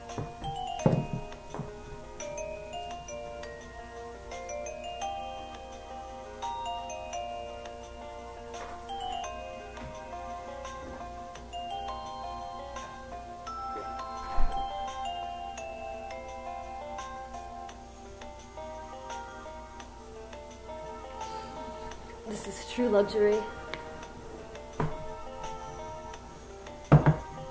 Very helpful, Iris. then I can't help. You would consider helping me? Depends on how cooperative you are.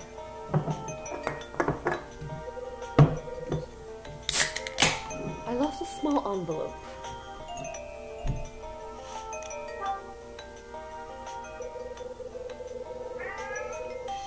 So what was in the small envelope? A small letter? I can't tell you. I was sworn to secrecy, Mr. Hyde. You must believe me. I made a promise to the person who gave it to me. Who gave you the envelope? So someone gave you the envelope, right? Anything else you can tell me? Was there anything written on it? I can't say. Then I can't help. Good luck, lady. I'm out of here. Why must you be such a crass, insensitive lout? Fine, I'll tell you. Just give me a moment. I'm impatient. Who gave it to you? It was Grace. You'll find her name written on the back of the envelope. Who's Grace? You gonna tell me who Grace is? She's a friend. What kind of friend? She's a friend, Mr. Hyde. What about that is so difficult for you to comprehend? You may live your life all alone under a rock somewhere, but I... Oh, why am I talking to you about this? It's none of your business. None of my business? Alright, lady. Whatever you say. So, what's the name of the gallery, you know? Gallery May. Wait a second. What's the owner's name? You know the name of the owner? No, why? Are you going to tell me that you own it?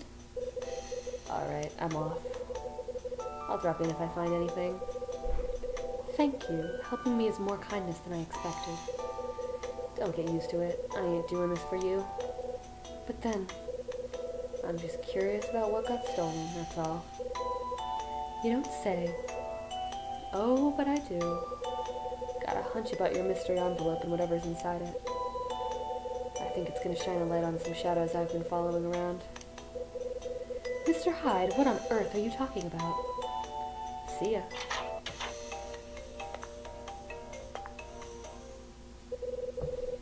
A little envelope. Something that would fit inside a little envelope. I'm thinking a key. Huh? What are you doing here? Nothing? Goodbye. Kevin leaves. Wonder if he was hoping to see Iris. Either way, he's up to something. Guess it's time to put the good doctor to the coals.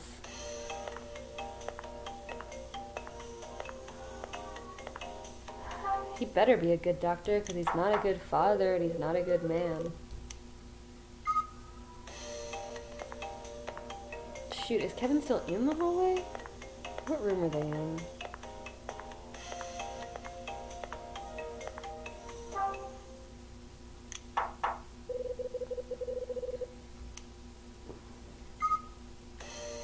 Room index.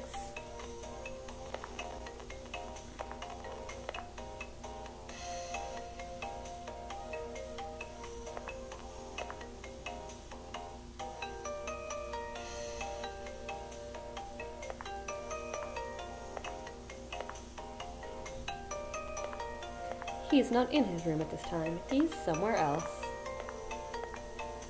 God, how is he getting up and down stairs? What's wrong with you, Kevin? You got a minute? Go away. What are you doing here? Go away.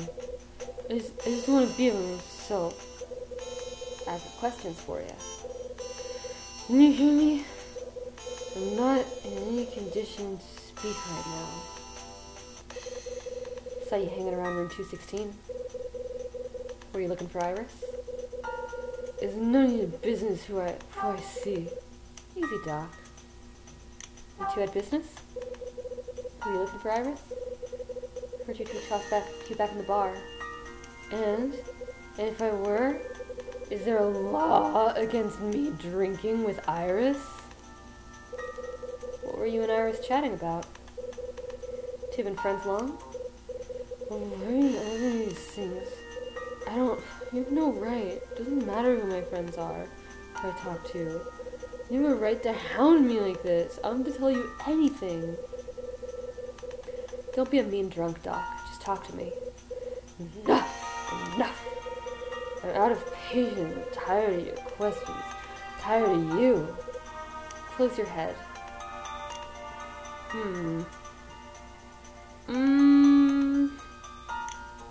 I mean, we all know what I want to say. I want to verify that it's not going to get me a game over.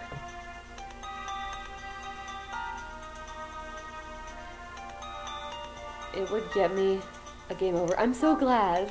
I tried my best for you because you told me that's the part you like the best. He is a fucking loser. I ain't asking these questions for my health, alright? Why are you asking them? Why are you... I'm looking for someone. Looking? You? I don't believe it. That's right. There's a young girl staying here who's looking for a father. You talking about Melissa?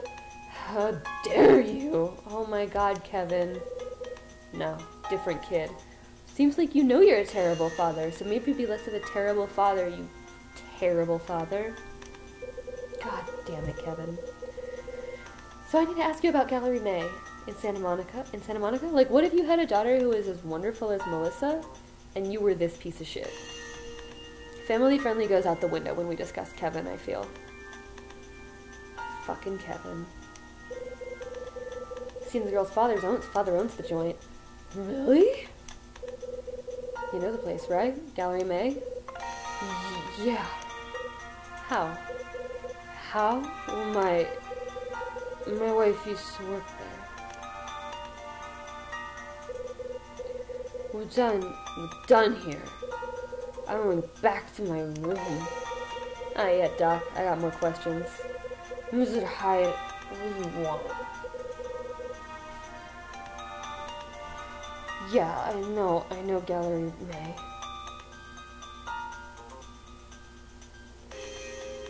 Chris sent me an moving text about Kesha and the Bay Bridge.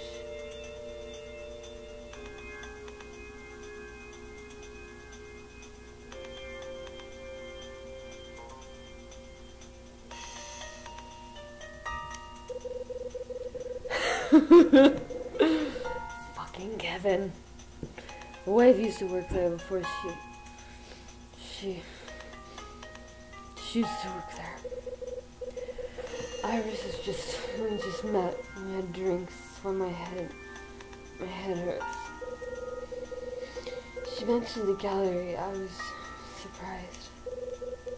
It's all no mystery. There's no mystery here. I don't know the owner. I never met him. You playing straight with me? Enough. Please, Mr. Hyde, please. My head hurts and I'm tired and I know nothing. I should have screen capped that too. No, even if the quote is literally me, I don't ever want to be Kevin. Nothing, huh? You're hiding something. Spill it. How dare you? How dare you? We're done.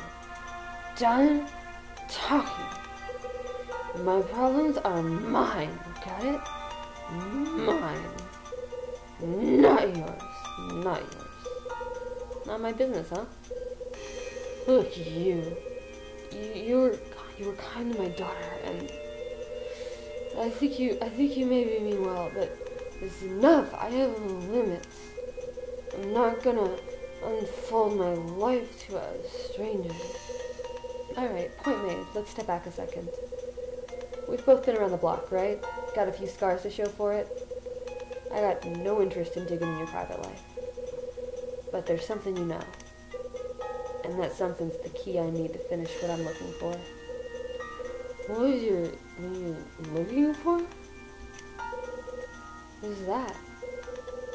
It's got nothing to do with you. But you answer my questions, and I'll tell you what you want to know.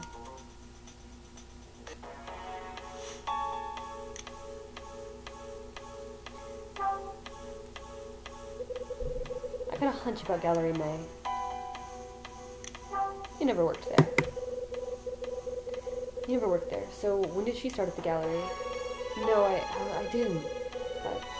She was there 7 years ago. Long time. Wife was working at the gallery when we got married. Then Lisa was born, and she took a few years off. It was important. Thought spending time together was important. But she missed the gallery. She wanted to use it training. So when Melissa turned 2, Grace found work at an art museum. This game's getting a little bit out there for me. Jobs for someone who's trained to curate art. Jobs, plural. Oh, it looks like we gotta switch what's electrified and what's not electrified.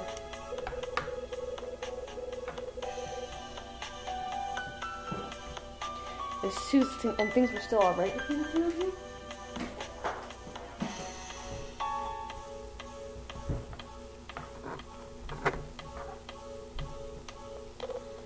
Yeah.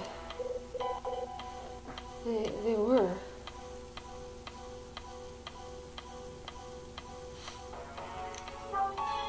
Talk about Grace.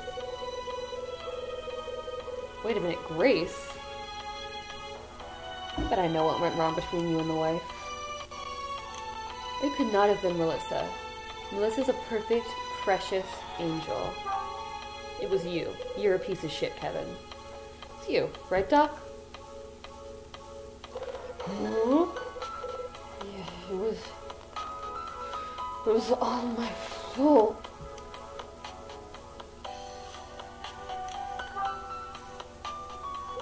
How was it your fault?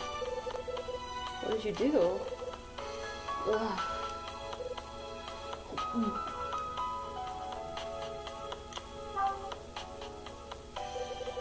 Let's talk about Iris. I believe you just met. The first time you met her? This is right. I never met her before tonight. She said she knew Grace, and the reason that I don't think that they are lovers is because, first of all, I imagine that Iris has standards. But even if we set that aside, I think Kevin's more of a bad dad than a sleazy sleep with ex-models type. Like he's more hitting than charming. She Grace. Who's Grace? This is my wife. Iris mentioned Gallery May in the bar. It surprised me. Then she told me she knew Grace. I didn't know what to say. What else does she know? Does she know your wife left you? I don't know. Why didn't you ask her?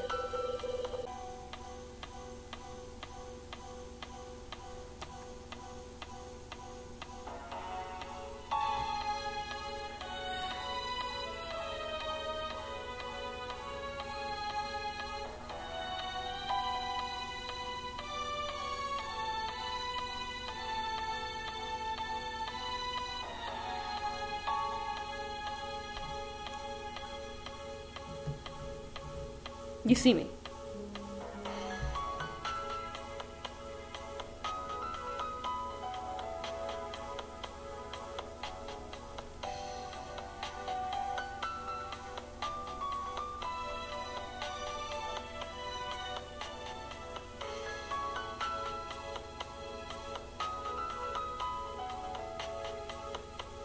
Oh, perfect. Okay. Who am I kidding? It's all my fault. It's all my fault. She left because of me.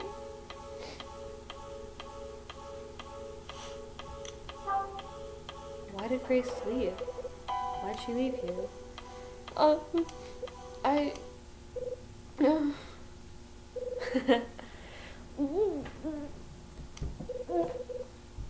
You feeling low? My head is gonna explode. I bet. Well, you better get to your room before you make Rose's life a living hell. Can you make it? 'Cause I ain't carrying you. You're right. It was just like you said. I'm right? Hey, hold up. You're pathetic, you know that? Green cap. I don't remember if Kevin repaints the floor. I give you a load of crap about how you raise your kid and you don't get mad? No woman likes a coward, pal. I bet that's why your wife left you high and dry. I don't think that's the problem with Kevin, but maybe it's what it will take for him to start getting his shit together. I'll trust you, Kyle. You worked with criminals. Oh, yeah? Oh, yeah? I bet she'd been planning to dump you for a long time. You know, she left a message on the back of one of Melissa's puzzles, right? Oh, he's pushing him to get her to tell the story. The one she gave her as a gift? She left a goodbye message on the back. She did what? You didn't know? Where's your head at, Doc? I never knew. That was the problem. I never knew anything. That's still the problem, you piece of shit. Interact with your daughter. She's amazing. What are you doing all the time? You want to hear my story, Mr. Hyde? I'll tell you everything. Only because I worked so hard for it.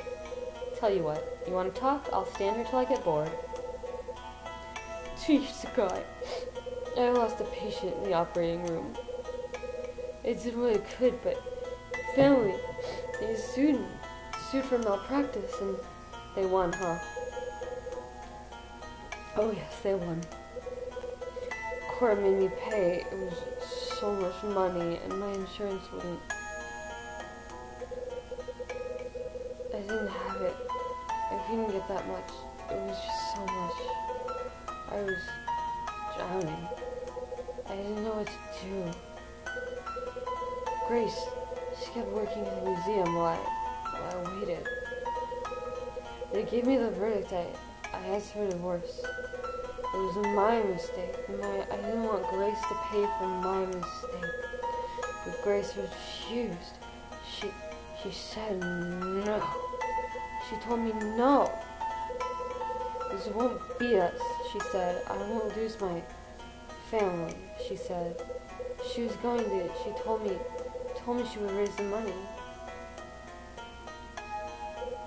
And, oh my God, Kevin. She did. Yeah, I don't know where it came from, but she did it. How? She made me promise not to ask. Kevin...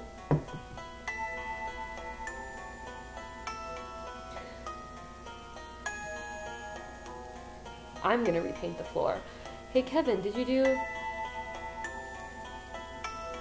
First of all, I don't know. I actually haven't learned this from Grey's Anatomy. Secondly, Kevin, did you do anything besides feeling sorry for yourself and going to court? Like, did you try to get a second job to keep the family afloat? Or were you just like, okay, honey, do a bunch of weird stuff while I feel sorry for myself? Because having met you, I'm going to say the latter. And your wife, who was an amazing, strong angel, did stuff to keep your family together and wouldn't let you divorce her. And instead of inspiring you, you just felt sorry for yourself some more. Said it was a price we paid to stay together.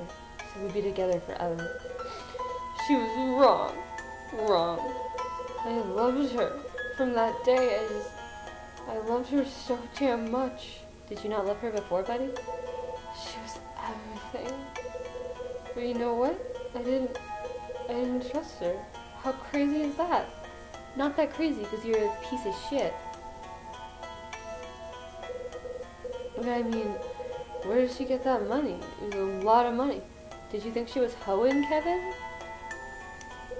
Is that the subtext here? So I asked her and asked her and asked her. The one thing she asked you not to do when she fixed your mistake. But she wouldn't tell me. So we fought. Oh, we fought about everything. Everything. And one day she left you. Yes. I tried to find her. I've been everywhere. I tried and I don't know. So why'd you come here? Matches. I found a matchbook from his hotel. It was in her purse. So I came here. thought I could find a clue or, a clue. Just one little clue. But I failed. I didn't find a damn thing. You know what you could have done during your, long-ass road trip to the Hotel Dusk? You could have stopped by a fucking Walmart and bought your daughter a Christmas present. So you're right, Mr. Hyde. I don't know anything. I'm a loser. I'm pathetic. I don't think you even know how pathetic you are. Or what a loser you are. That's one word for it. I know. But I think you're gonna pull out of this. You got a chance. A zoo? Comes a day in every man's life when he realizes he's a fool. But you got someone who needs you, no matter what a lousy drunk you are. You know what I'm saying? You know what I'm saying, Duck? Hey. You can pull your ass out of the gutter for that person, right? This is good, but yeah, there's nothing good about Kevin. But there's so much good about Melissa, and she deserves it. That's the only thing worthwhile about Kevin. Mr. Hyde. Melissa loves you more than anything. Your family. Hell, you're the only family she's got left. I'm not crying, Melon's crying. Shut up. So that's what happened to Melissa's mom, huh? Wonder how Grace scored all that cash. I'm thinking Osterzone. Why did she come to the Hotel Dusk? And how are Iris and Grace connected? Take a deep breath, Hyde. Get your ducks in a row here. I'm gonna see if there are any other good benchmarks, because I might stop after this episode. This chapter. This is a pretty good stopping point.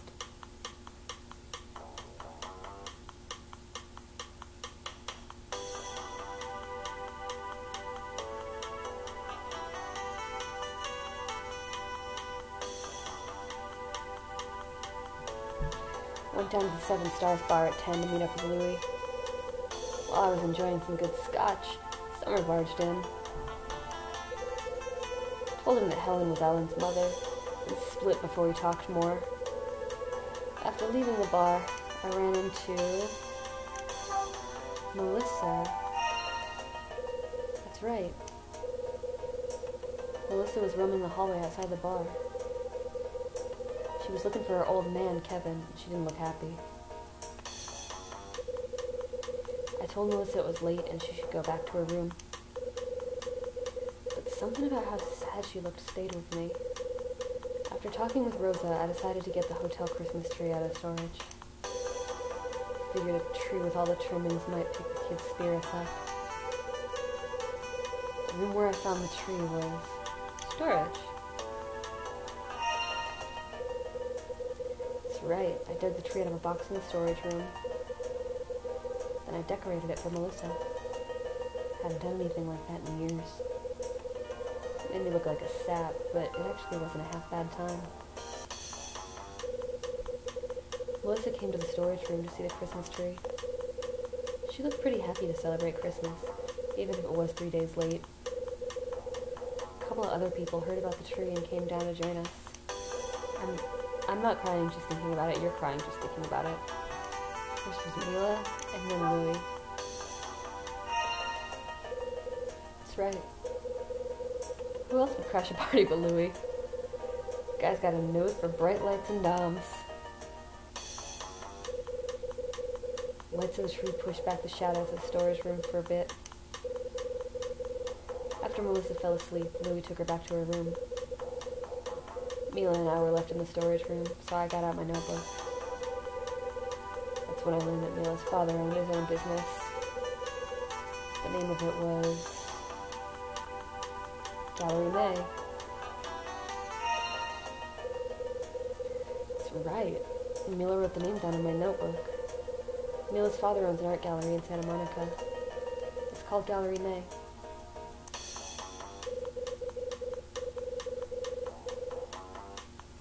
Louie told me that Iris and Kevin were drinking together.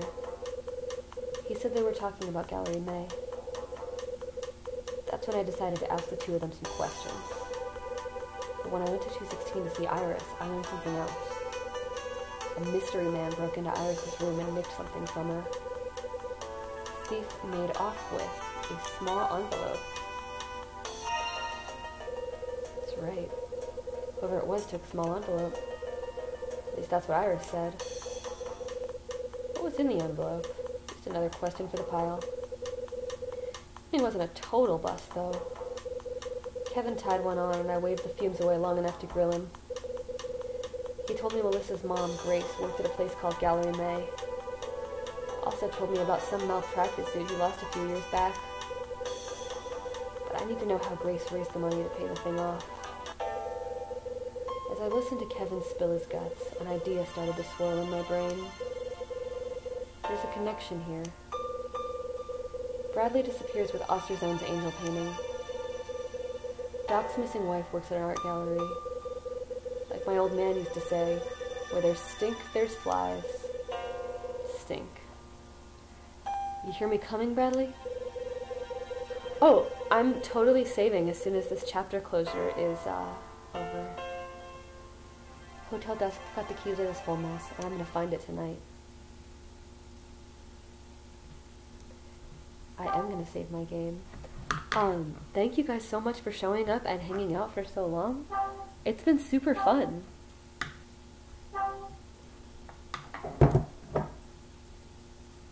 We got a whole new person from the internet. I'm trying to remember Daryl's username. We got Daryl, the proto-lictor, who I think added a lot to our dynamic. Slowly building a community here and just having a really fun and positive time. And also those were some awesome chapters of Hotel Dusk. This was a hella good session. I'm gonna show Louie how a real man bowl. Oh, and next time we get to start off on the high note of bowling with Louie.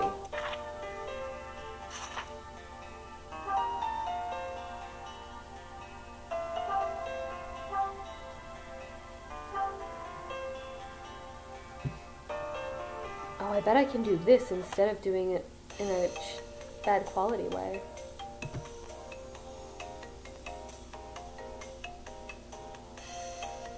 Good night.